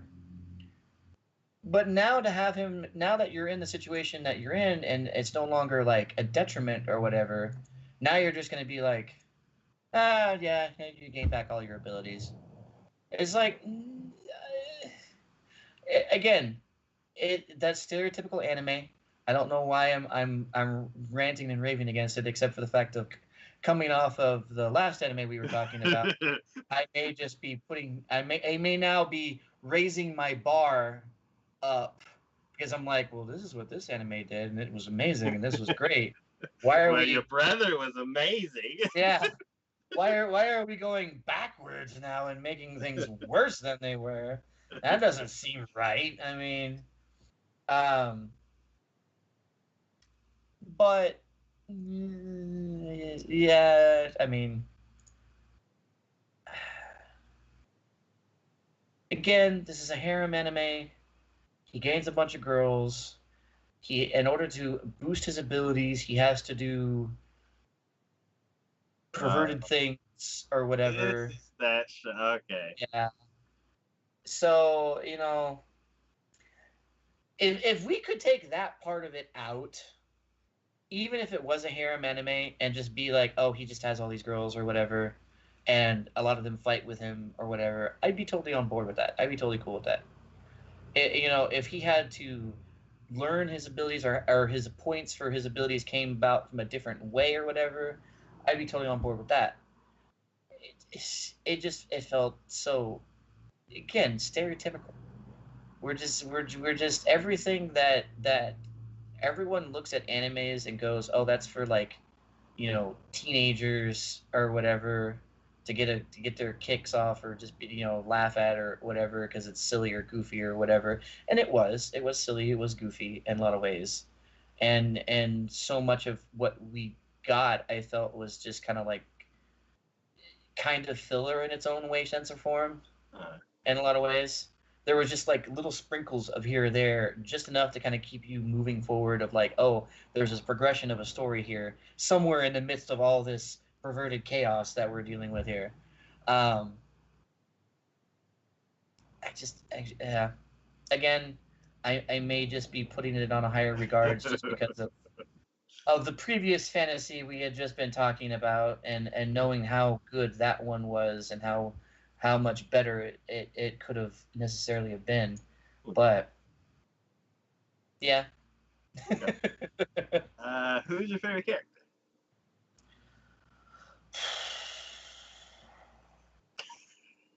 Now, see, previously when that was asked, my favorite character was hard to like. When we were talking about Jujutsu Kaisen, it was like, man, there are so many good characters. Who would be my favorite character?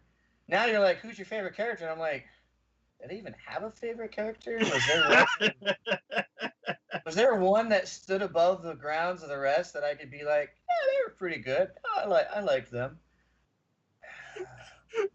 It's like first you had a deck of like gold plated poker cards from like the best dealer, and then now you got a bunch of loose leaf papers with stick figures scratched on them.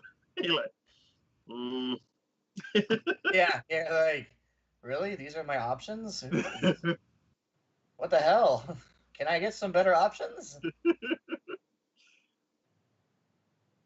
Um, I don't know. Again, this is where it's like they all had their moments, but they all had their faults.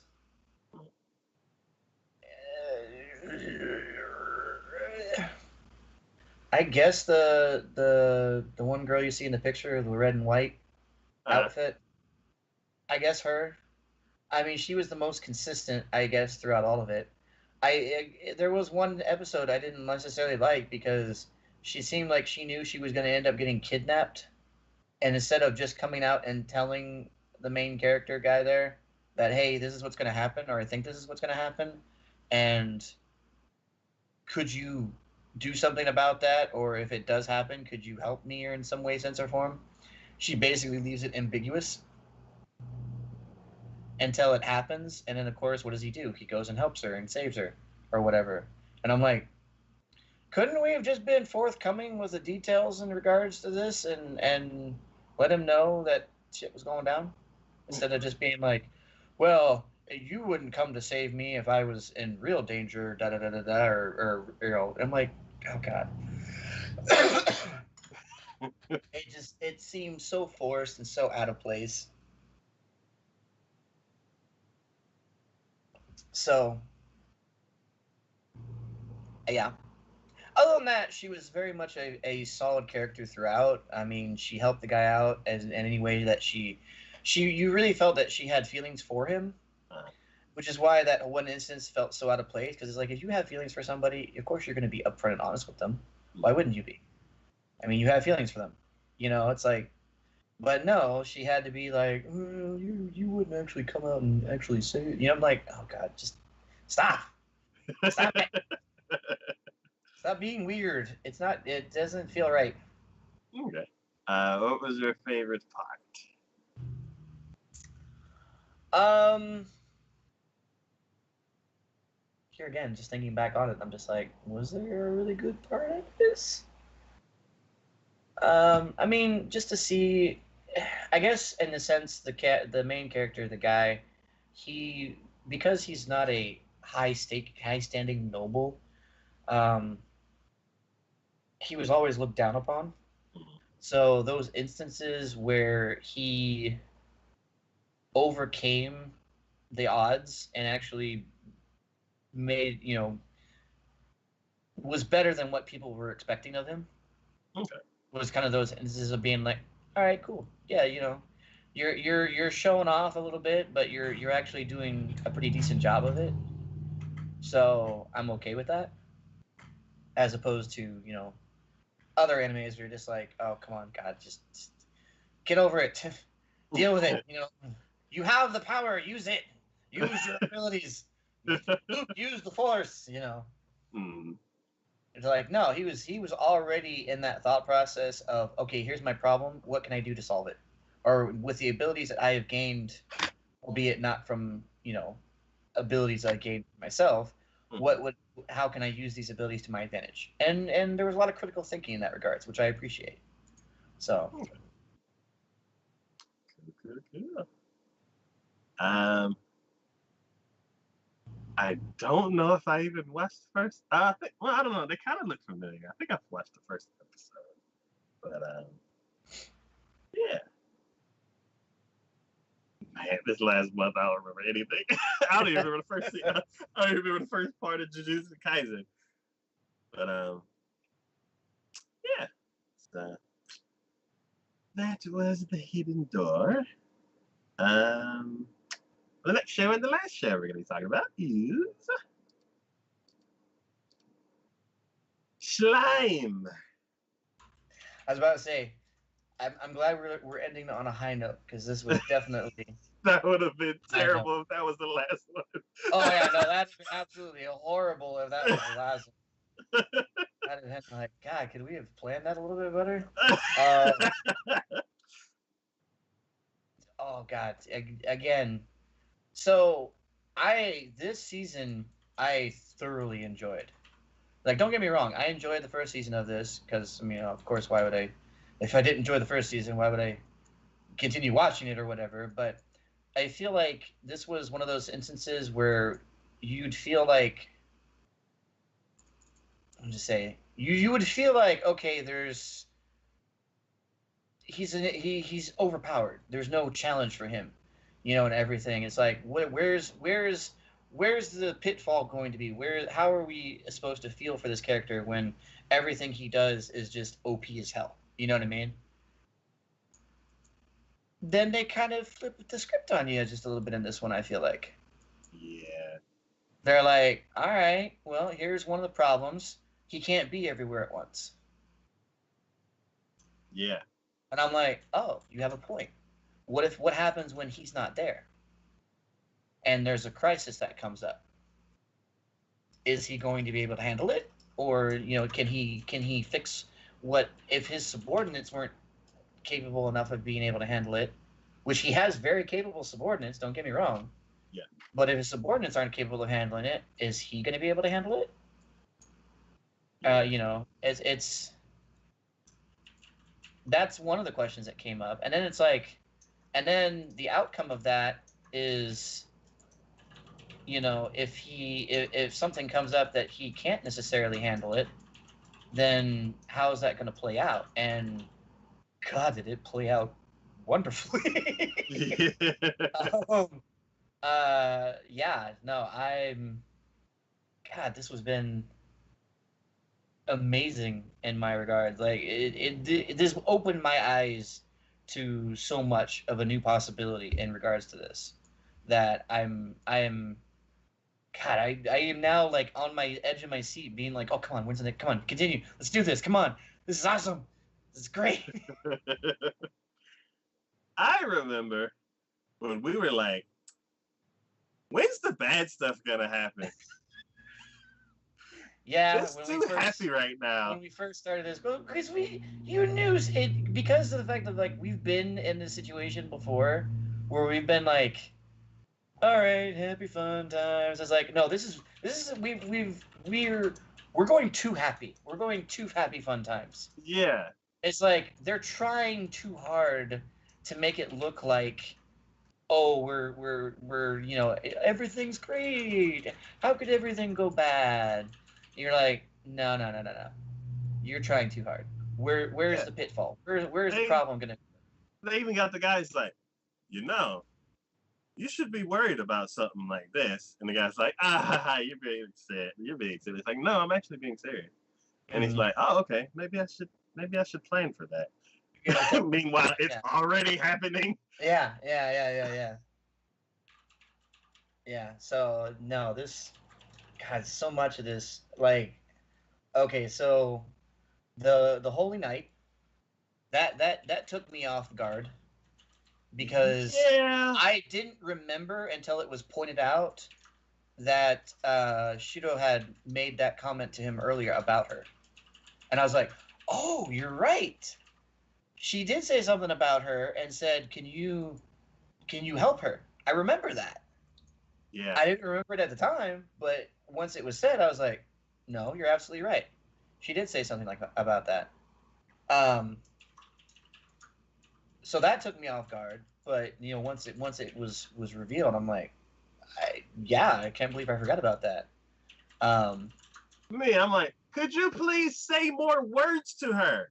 You're not well, using enough words. let's see, it was already decided at that point. I feel like we'd already turned a corner, and she was already like, because if he could, there was no explanation unless she was willing to give him like an extended period of time to talk.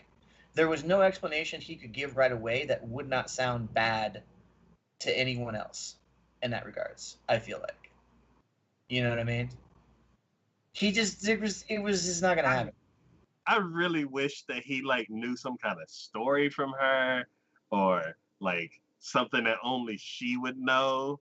Mm. Like in all the other shows, like whenever there's a huge misunderstanding, like one of the characters will say like Martha, and he's like, "Why did you say that name?" And they'll like, Well, so don't get me wrong. I appreciate the fact that that wasn't the case. Like, "Yeah, that's yeah, an aversion to a trope that I'm like, yes, bravo. yes, We need to that is go down that a path. very well handled situation." But I was like, oh God, this is bad. This is really, really bad. I'm like, you don't know nothing. You don't know like the street that she lived. Like you don't know. She didn't tell you nothing. He's like, I got nothing. I'm like, all right. Yeah, no, and then to find out that he had like, that she had the ability to essentially annihilate him, and I'm like, oh, this is the first time we're in actual real trouble here. Yeah, Like, there's nobody else that we can rely upon, and she has the ability to totally wipe the floor with us. That's a problem. So I was like, God. And then everything that followed from there. Yeah, one thing I wanted to mention is like magical circles. I would say the first ones that I like started seeing and like paying attention to. Did Fullmetal Alchemist have them? I know Mm-hmm. they would draw it and then do something, right? Mm-hmm. And then did Log Horizon have them? Mm, not really. Okay, because I feel like there was like I don't like they slowly started like getting introduced more and more, and at a certain point, I got annoyed by magical circles. But I'm like, it's just the same circle. And I'm like, some people they'd be like, oh well, I got 40 magical circles and they're all doing something. And I'm like, okay, it's a bit different. But now the thing is kind of like stacking magical circles. And like that disintegration move, like that was impressive. I was like, Mm-hmm. and then like the power just went through. It's like, and now we add this ingredient and this ingredient and this ingredient. It's just like, I'm like, okay. So I don't know. It's like I like that they're doing different things with magical circles. Like this is one of the shows that I'm not like they're not using them in an unentertaining way. Like, Mm-hmm. but yeah, about it. That was just one kind of thing that I kind of I've been noticing over the years with magical circles. Yeah, I would agree. I would agree. Um, yeah, the so the fallout, like, man, oh man, I don't even know how to begin with that because like it's just you. Okay, so we knew shit was going down. We Perfect knew execution. shit was going down, but instead of having to have us watch it, we had a revelation just the same as Rimuru. Yeah, And I love that. That was amazing in that regards because the way he felt is the way we were supposed to feel, and it worked. It hit just right. I agree 1,000% because this show did something that I disapprove, and because they executed it in the way that you're saying, I'm giving it a pass. Okay, what's that? Killing a main character and bringing them back. Mm-hmm. Because we didn't directly see Shion get killed and we came across her body, I'm okay with her being brought back. It's still, I will add further into that and say that I'm okay with her being brought back because of how it had to happen too.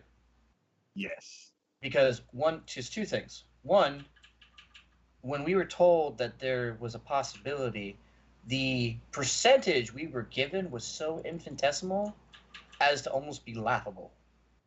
yeah.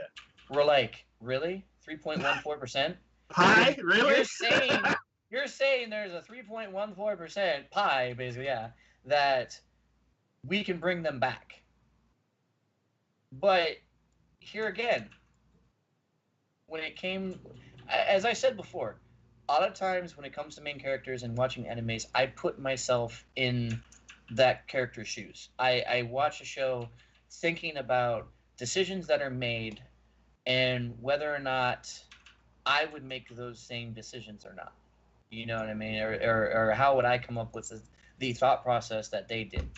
And when being told there's a possibility and it's really small but there is a possibility we can bring them back. I looked at that and went, yeah, no, I would totally make that same decision.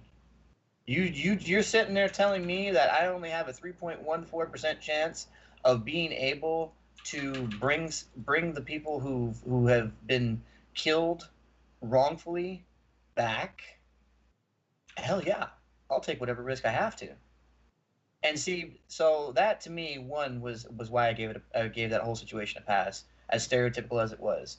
But two, I give that a pass because of the implications on what had to be done.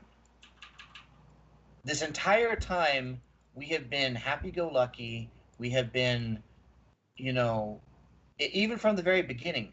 One of the things that he said is we are supposed to be friends with humans, right? We're supposed don't attack humans, be friends with humans, right? Well, what ends up happening is that backfires, and now all of a sudden humans are enemies. And it's weird because it's it's like I get his perspective. Is Mm-hmm. because he's like, I'm a good person, don't attack good people. Mm-hmm. Is basically what he said. A singular person can like through their experiences can be changed. Mm-hmm. A mob or an army of people like a group of people can be very destructive. Yeah. A singular person can change. And him giving that ironclad rule based like basically giving a rule that's about a singular person and applying it to a group of people is Mm-hmm. why it went wrong. Yeah. No, I agree.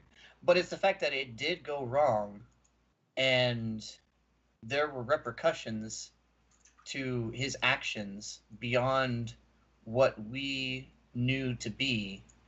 I mean, it's like, and then the fact that he was always like, there was never, there would, if you would have told me 3 episodes in when we first started watching this series that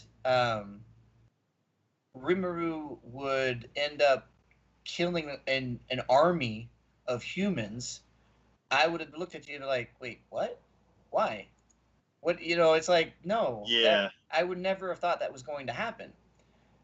But given the situation, I honestly feel like it was not only justified, but like I totally was like, there's moral implications to it. Like, yes, if the idea of becoming a demon lord is daunting in and of itself, but at the same time, I feel like it makes the most sense. And I also feel like it would be um what to say, it feels like not only does it make the most sense, but it feels like it was justified. But there it's like the age old thing of, do you think that there would be, like, he's killed, so now he can kill again? You know what I mean? It's like, where does it stop now? yeah.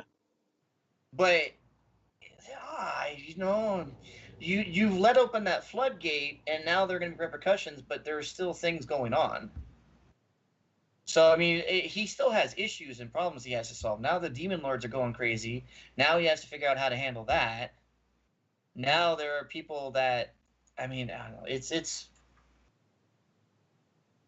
I love it and I hate it and I love it, and I'm just like, oh man, there's so much going on now that I feel like if you were to take the story of what we started with and show it to, like, I'm thinking Veldora, that he revived Veldora. I'm like, God, if I was Veldora, how would you even explain this to me? Like, I would look at you and go, wait, what did you do? How?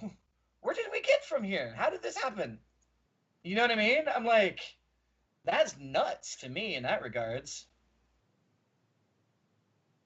Oh, it's God. Ah, There's so much. I'm just like I'm literally sitting here looking at it, going, how would you even ah, you know?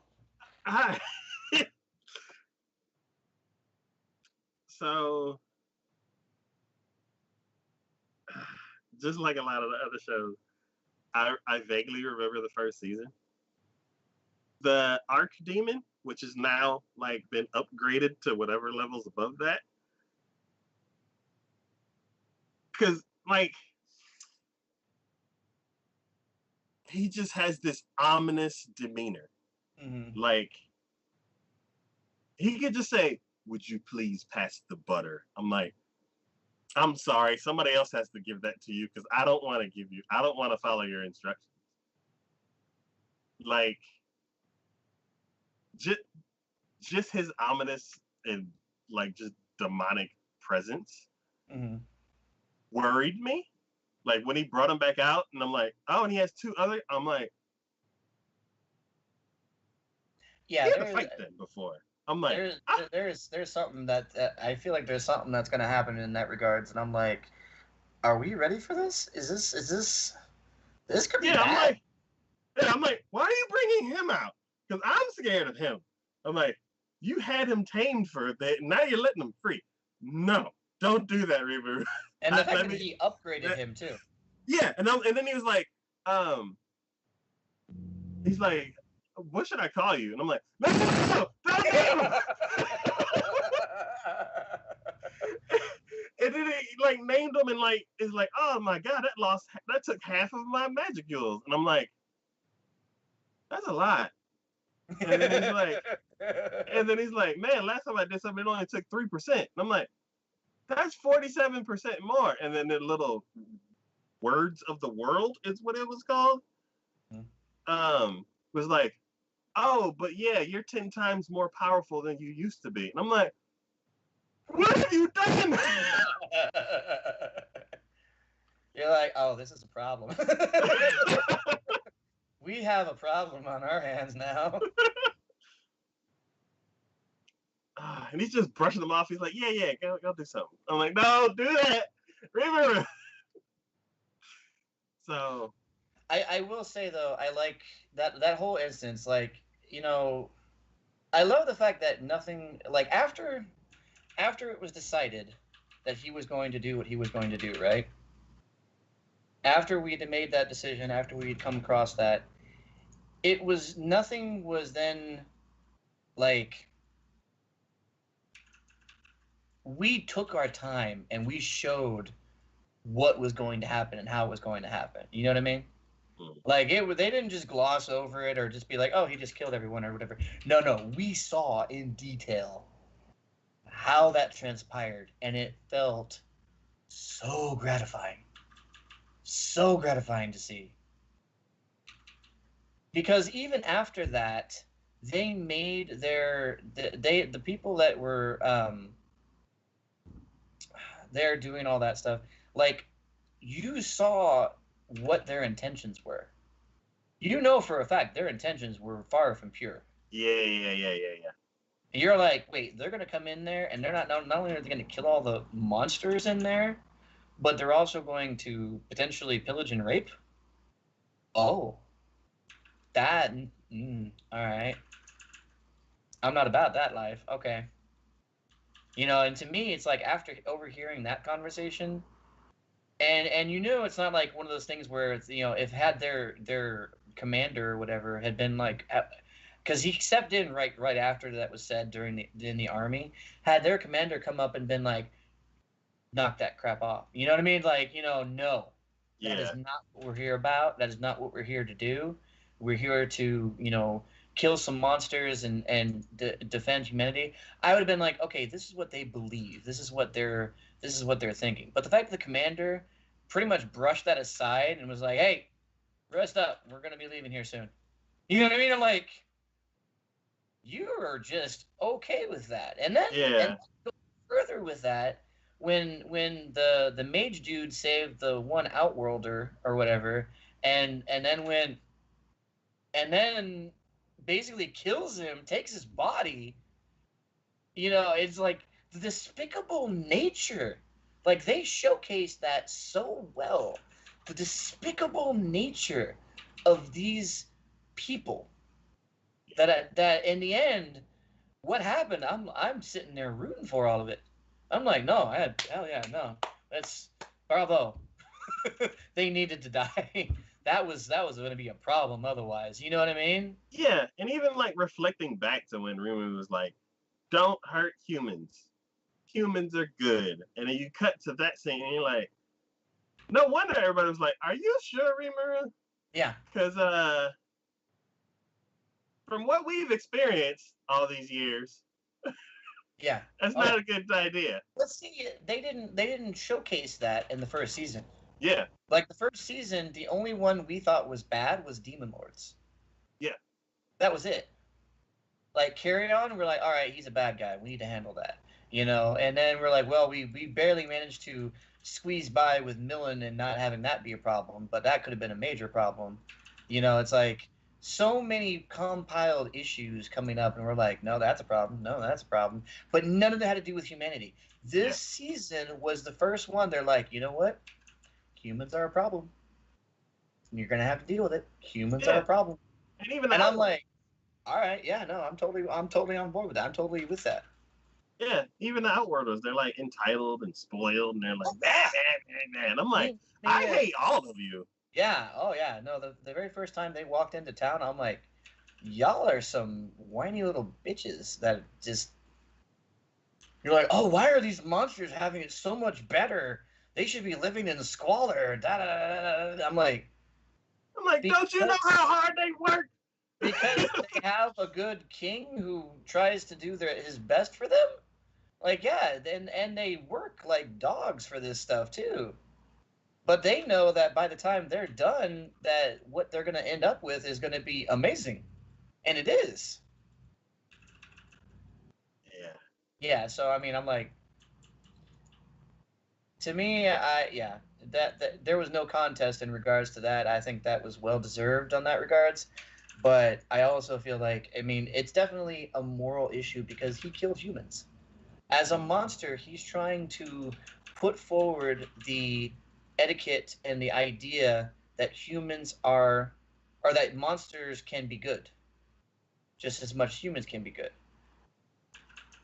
But he killed a bunch of. There's no denying the fact that he killed a bunch of humans. You know what I mean?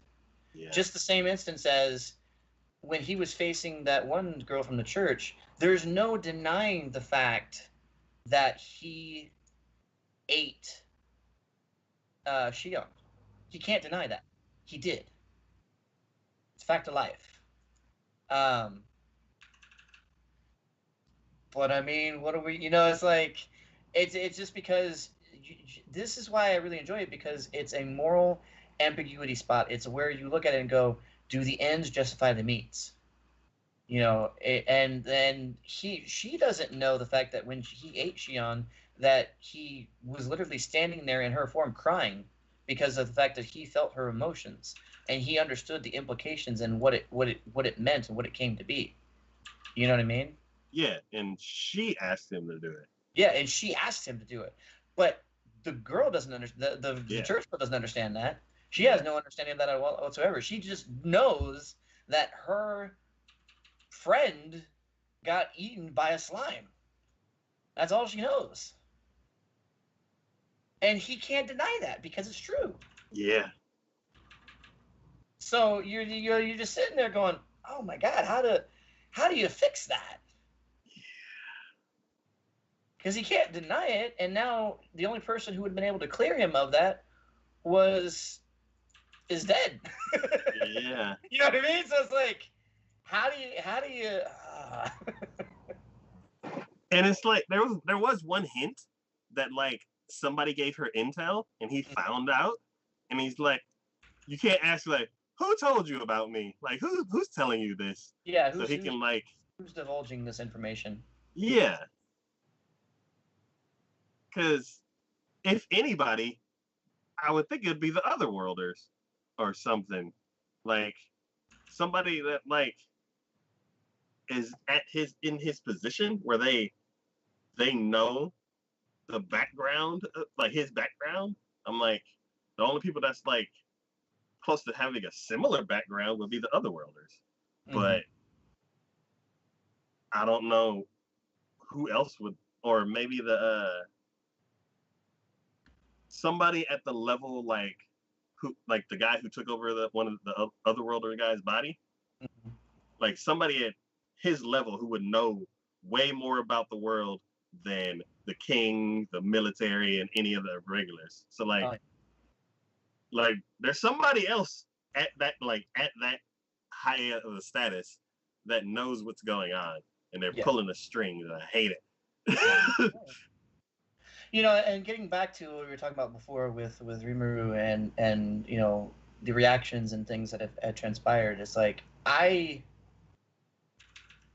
when he first sees Shion's body and his immediate reaction, because you got to remember, you remember back from when he first got into the Goblin Village, and he didn't realize he was literally just leaking power. Yeah, Like he didn't understand why the goblins were so afraid of him. He just knew that they had this, like, they were, and then he was told, oh, we can sense your aura, and then he looked at himself and realized, oh, I'm just all this energy and everything is just spewing forth from me. No wonder why everyone's looking at me like I'm some sort of like monster or whatever. Like, I totally get that. And then when he sees Shion laying there, to see his reaction of immediately that aura just comes out before he regains his composure and comes back, yeah, I'm like, God, that makes the most sense. And it's a callback to that one moment because that's never come up since then. He's yeah, always had control over his aura, but the fact that they use that in that way, I'm looking at that going, that makes the most sense because that shows how much of an impact that has, that he literally lost composure of himself for a moment until someone called his name, and then he was like, "Oh, hey, all right, no, I'm good, I'm good." You know what I mean? I'm like, damn, that you feel the emotion from that. yeah. So, oh God, and then and even then, the same thing happened when he was talking with the king. Because remember, the king started spouting off and mouthing off to him, and he had that moment where that aura just popped out before he brought it back in. And I'm like, everyone who I watched your reaction to that was like, oh, and I'm like, yeah, because you're just like sitting there going, oh, he real mad, he real mad. You said the wrong thing. Why would you even say that? You know. So I mean, God, yeah. I want to say everything that was done in the regards of the characters, the raw emotions, the happenstance, and to take a character that for the very first season that we watched and we're like, he's uber powered. There's no way. What challenge is he going to have? He has no challenge. Where would there be a challenge? Or even if he does have the challenge, he could just eat the challenge. Yeah. You're like there's no what's there gonna what's there to worry about? And then you look at it and you go, oh, there is something to worry about. There is a challenge that we did not see, or how could you see kind of situation, and to drag our emotions down to that regards is definitely something to look at and go, all right, you know what I mean? It's like, all right, this is different. Yeah, You guys have made something here because all right. So no, this has been an amazing season, and this show sh- showed so much improvement because it definitely went from a happy-go-lucky, oh, here's a problem of the week sort of situation, but now we're going to exceed and do something different, da da da da da, to oh, yeah.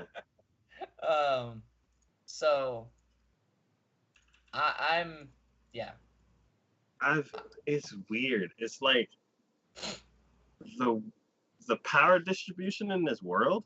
is like, it's like, now that I think of the path on like on where the power was situated, I do understand why the humans kind of like, basically I understand why the attack took place.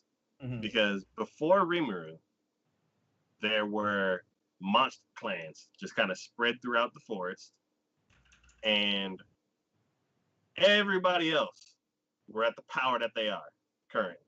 Mm-hmm. If they wanted to, they could just hit any spot in the forest, and there would be one or two or maybe three of the leaders that would be a problem. But if they put enough of their army on them, they could take over and take whatever they want. Mm-hmm. Then you hear all these rumors about a giant village like led by a slime, which is like ridiculous to hear, and he's evolved so many high class fighters now that it's the other way around almost. They're more on an even playing field. Mm-hmm. And the only way that they can actually do some damage is to do what they did, which means they're smart.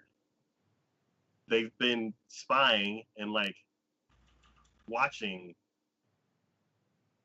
like all of their movements to find out like what kind of like how can they do it. And not they haven't shown who was the mastermind yet. So it's like for for all of this to go as flawlessly as it did, it's like, who's doing this? Like, there's a Mm-hmm. huge threat out there.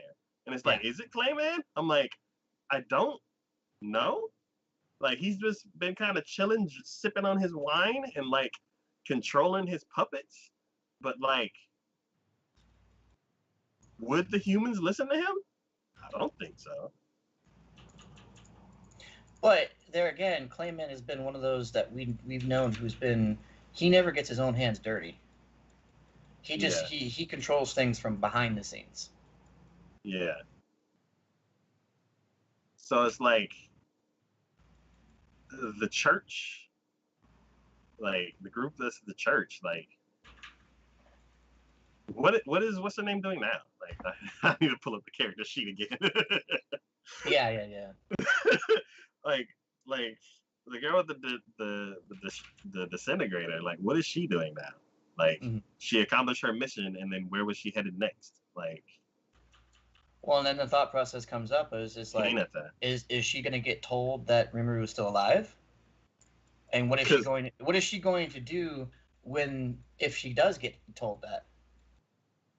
Because to all sense and purposes, she felt like what she did was the ultimate thing that she could potentially do. So if her ultimate move didn't work, what is she left with? and it's like, has she ever lost a battle? Because I'm like, Yeah. damaging pride could cause her to do something desperate. Mm-hmm. Um, Because there had yeah, to have been a reason why Shion had such worry for her. yeah, um, yeah. Like I don't know. It's like stepping back and kind of seeing like how the kind of politics and power is distributed. I'm like, what's gonna happen now? Like 200,000 humans are gone. Mm-hmm. That was two groups of people. Like two kingdoms have been just severely damaged. Um, is there somebody else out? Well, the King Dorgo. I'm like, what is he gonna think about it? Like, did he damage relationships with the Yeah, Dwarf that King? is true. Because he was trying very hard to formulate a relationship with them as best he could. But at the same time, now that this has happened, is the king going to be understandable in his plight and why he had to do what he felt like he had to do, or is the king going to be like, no, you know? So you crossed the line. Because if he decides to go with him, is that going to pit him against all the other kingdoms then? You know what I Yeah, mean? and it's like how many other kingdoms Because are then there? if he goes with him and the other kingdom, or and then all the other kingdoms go against him, then now does the slime is Rimuru going to worry about not only his kingdom but Dorgo's kingdom in case someone decides to hold him hostage? The trade routes in this world are all messed up now. Yeah. You can't be like, we'll trade you some potions for sugar. They're like, no, you killed my cousin. Yeah. Yeah. I mean, it doesn't seem like there's any love lost between, it doesn't seem like there would be any love lost between if the Dorgo and the fact that what Rimuru did, because Dorgo already didn't like that king. Yeah. You know Yeah, what I mean?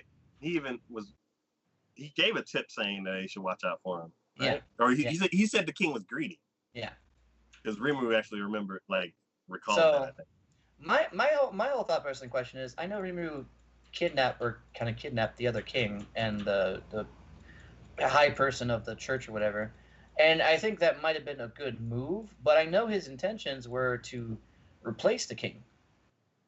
Yeah, with Yohei or something. Yeah, yeah. So it's like, if he's replacing the king, does he really need to hold the other one hostage? Isn't that more of a liability?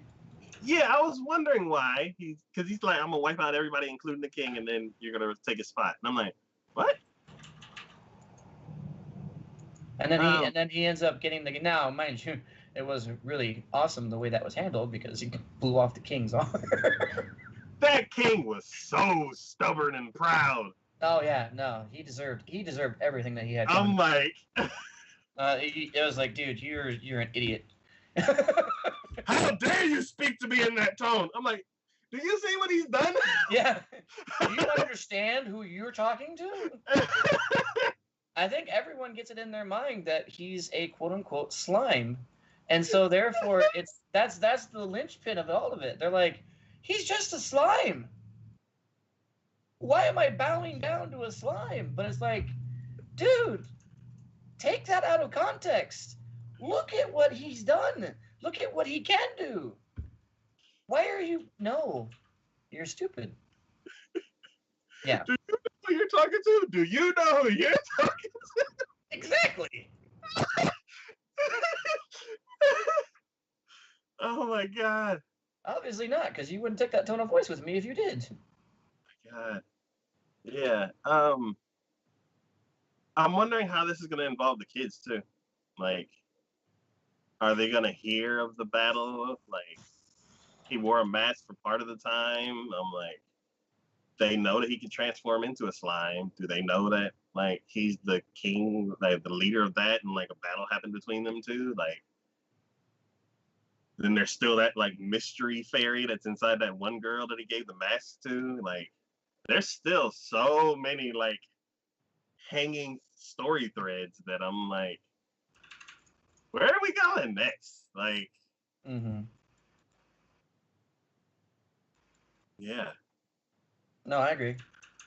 I agree 100%. It's at this point, like I thought I knew at the end of season 1 how things were going to progress. At this point, I have no idea how things are going to progress. Yeah. I have no idea where we're going, or how this is going to end at this point.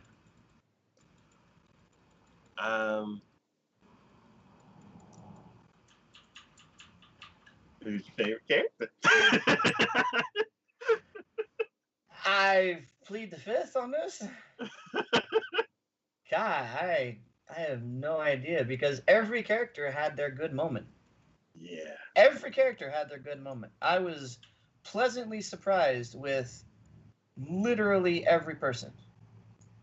Yeah. So how do I say it was my favorite character when all of them were good? I mean, even Diablo, his moment in the camp when he faced off against that wizard, I was like, oh god, I had such a huge smile on my face the entire time. I'm like, I was enthralled by him and what he did. I thought it was just the absolute best. And he just kept naming higher and higher ranked demons.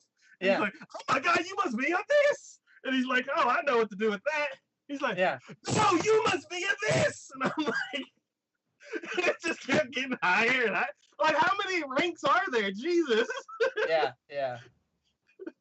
It was yeah. It was a trip for sure. I'm just like, dude, do you?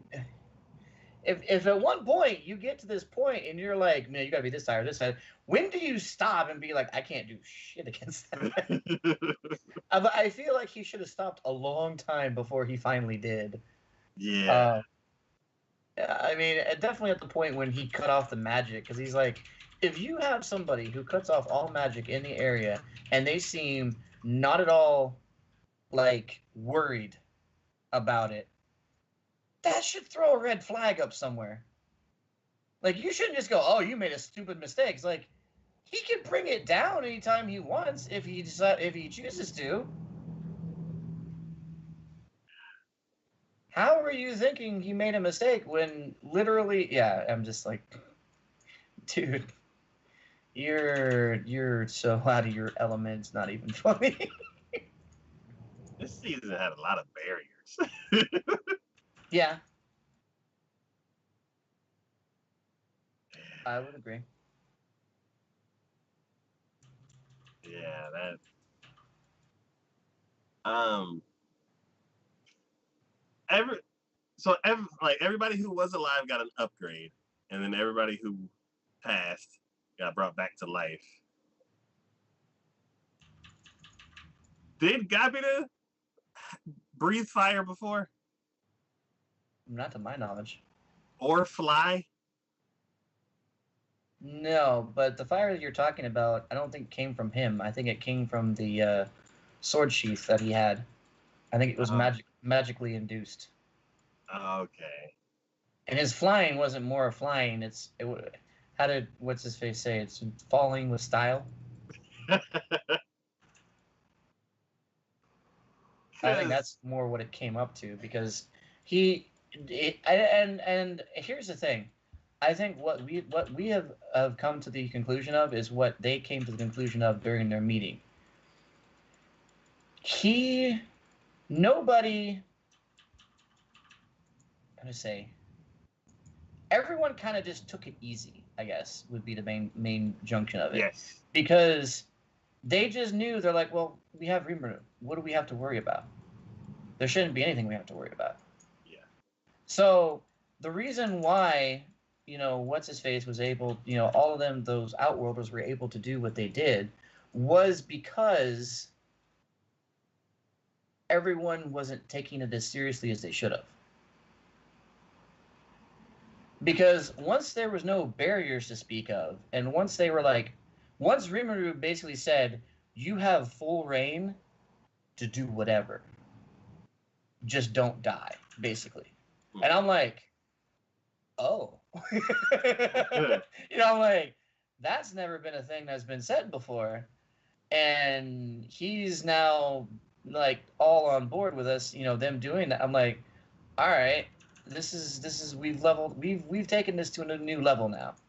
We've gone beyond where we were before, and this is now we're in it. We're in it at this point. polite mode is officially turned off. Yeah. We're no longer taking it easy. We're no longer being nice monsters. We need to. We're as what is said is in shit and we're basically having our nuclear deterrent now at this point. Yeah, We're like, all right, time to show them why they needed not do what they did. Why they should be grateful that we've never done what they fear like we could do. You know. So I mean, yeah.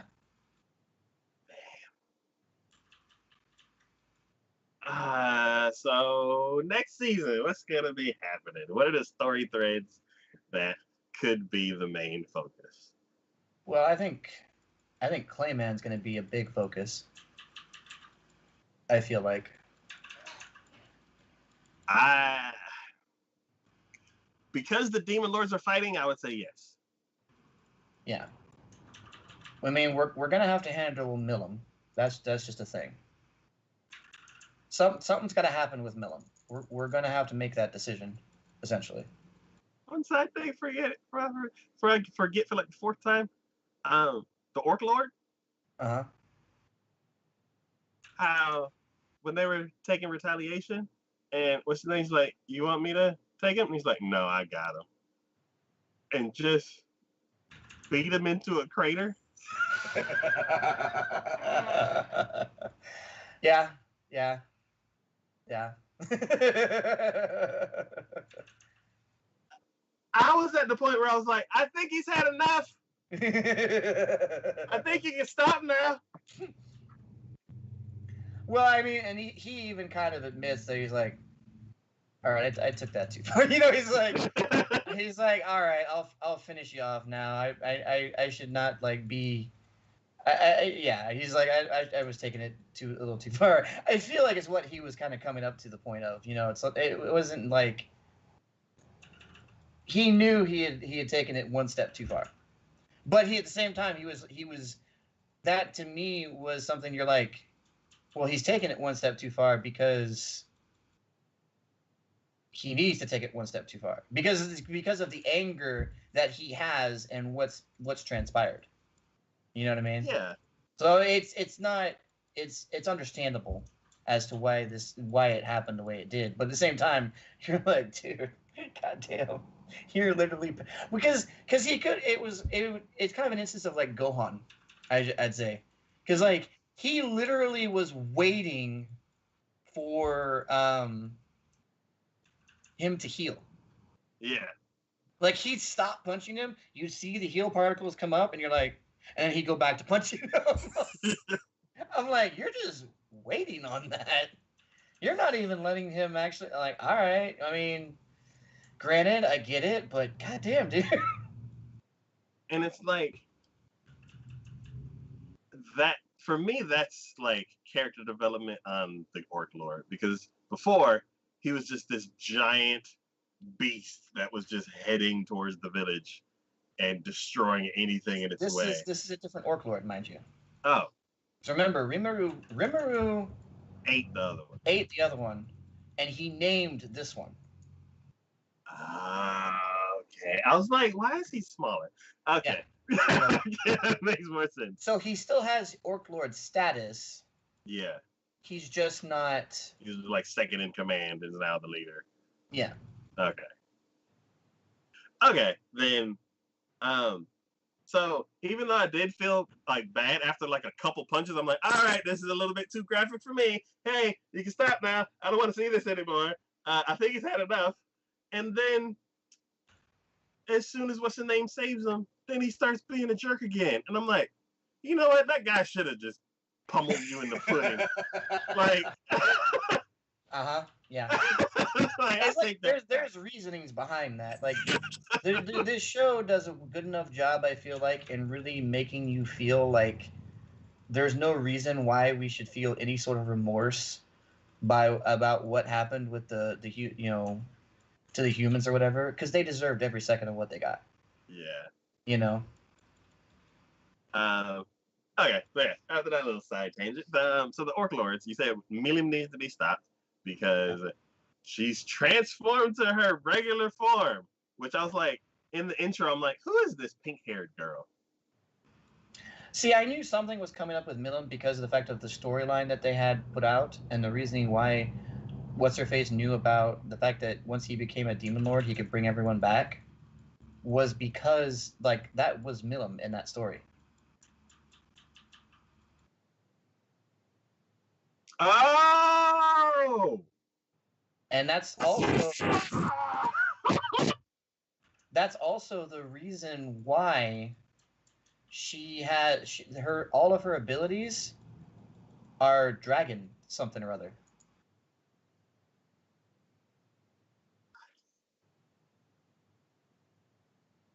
Because when she faced off against that one person, she used something that was called like Dragon Buster or something like that, or Drago Buster.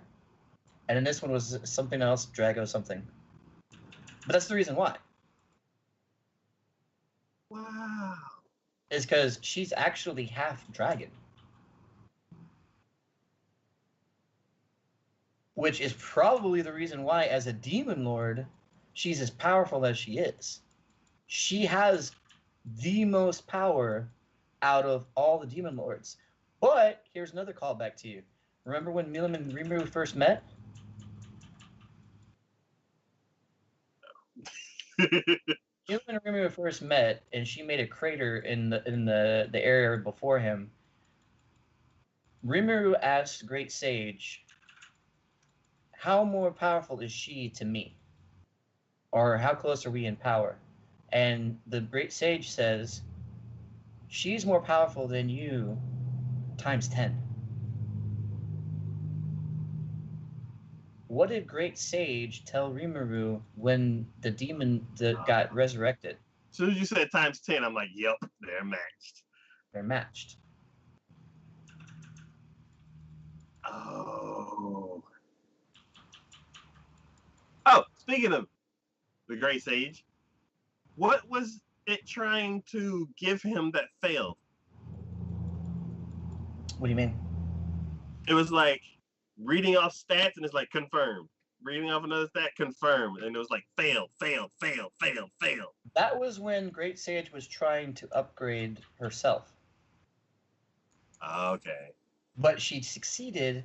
Here's the thing. She had to get rid of another ability in order to make that work. Okay.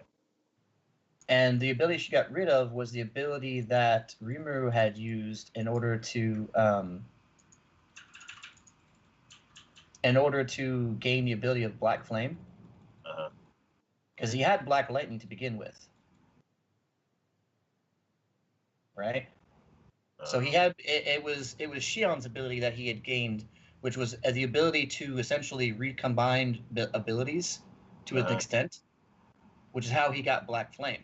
Well, in order for the Great Sage to level up into Raphael, she had to get rid of that ability. The ability to combine. Yes. Okay. So he got rid of a broken ability to potentially get an even more broken ability, just depending upon how he uses it. Okay. But then at the same time, he also upgraded Gluttony as well. Because he got rid of the ability he had used in order to kill all the humans the way he did. Merciless. Yeah. He got rid of that ability in order to upgrade Gluttony into Beelzebub. Okay. But he needed both of those abilities in order to do the resurrection that he did. So.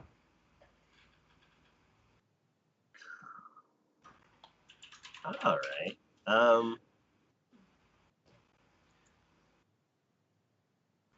I would. So there's the kid storyline that's out there, and then there's. So the kid storyline. There's the demon lords, Clayman, and now there's also the question of whether or not the Diablo is going to be a potential issue later on down the line as well. So there's a potential for that. I think for now he's going to play nice. Okay.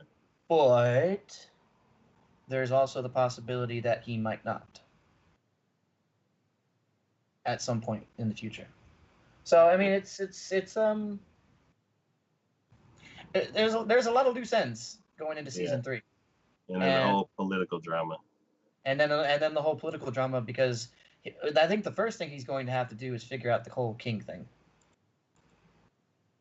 He's going to, now that he has the other king hostage, and depending upon what he's doing with that, whether or not he's using that for, hey, I need you to help smooth out how this is going to go with me putting the new king in place, or if he had something else in mind that I'm not sure about.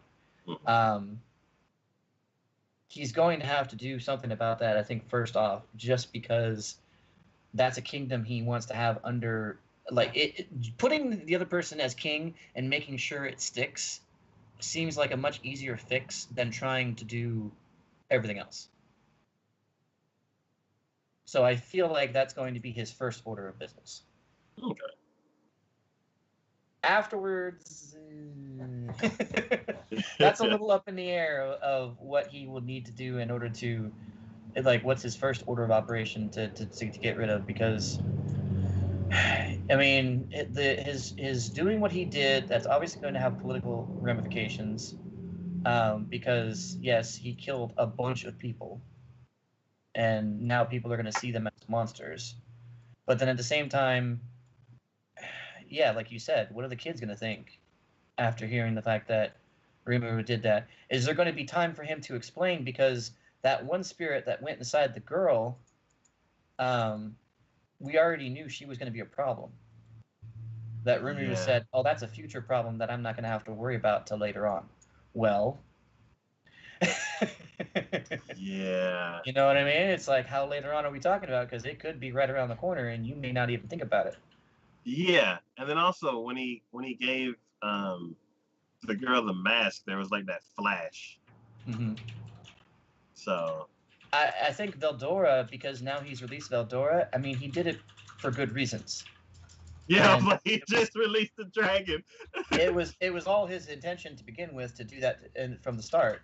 Yeah. But I will say this: releasing the dragon, Veldora seemed like he had the most problem with that girl.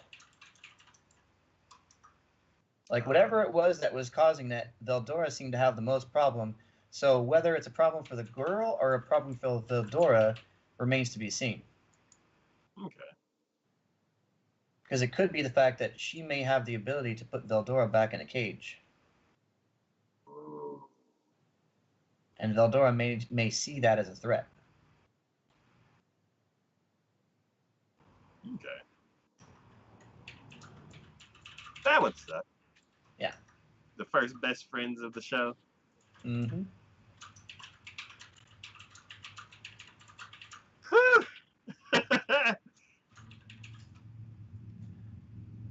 yeah. So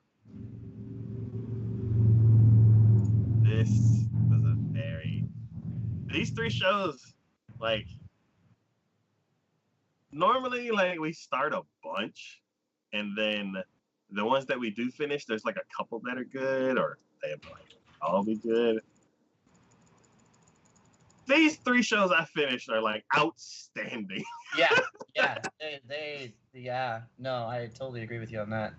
These three shows pretty much blew all my expectations out of the water. I mean, I already like Slime.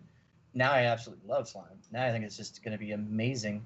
And then the fact of the jobless one that just threw me for a freaking loop. I didn't see that one coming at all. I mean, I thought, oh, this is another fantasy isekai, but I'm like, oh my god, this is so much more. Um, and then Jujutsu Kaisen, again, another one that threw me for a loop because thinking about it in stereotypical terms, you're like, oh, it's an occult anime. It's gonna follow along the same lines and do the same thing. And I'm like, no, it far exceeded that. Yeah. So yeah, I'm all about that. I'm such good seasons that I want to continue all of them, and I'm sad that at least one of them we know for sure isn't going to come back till the next season, and the other one I don't even know if it even has a for sure date on it yet. Mhm. So yeah, I'm.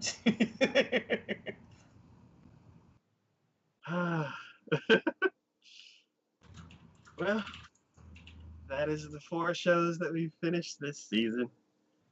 Uh, we will be back in 3 weeks, 4 weeks for our initial thoughts on the next season. Which already seems to be promising. Yeah, My Hero Academia already started. Yeah. It couldn't wait to start. Yeah. Exactly. I'm all about that. Like I literally knew when My Hero Academia started, and I was like, I was thinking, oh, the season's already started, and I looked into it and went, oh shit, no, all these are about to come out. Most of them don't come out until this week, Yeah. and I'm like, wait, they're already on episode 2 of My Hero at this point. Why are we Yeah. like? only starting episode 1 of pretty much everything else. What the Yeah, hell? just like a lot of things happening right now. Everything can't wait to get back up and running. Yeah, I agree. So, yeah. Next season, this is a huge variety in the season. Like, Mm-hmm. it's stuff from all over the place, all different genres. Um, um, yeah, I can't wait to get it started. Yeah, I can't even like come up with a theme or anything. Um,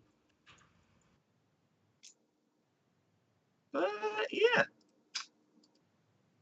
that is it for episode 73. We will be back on the 25th, I believe, for our initial thoughts on the spring season of 2021. And as always, this is DK and Psycho Gamer from TacoYaki Anime. Like, thank y'all for watching. Thanks for hanging out in chat. Thanks for supporting the channel in any way that you do. And we will see y'all next time.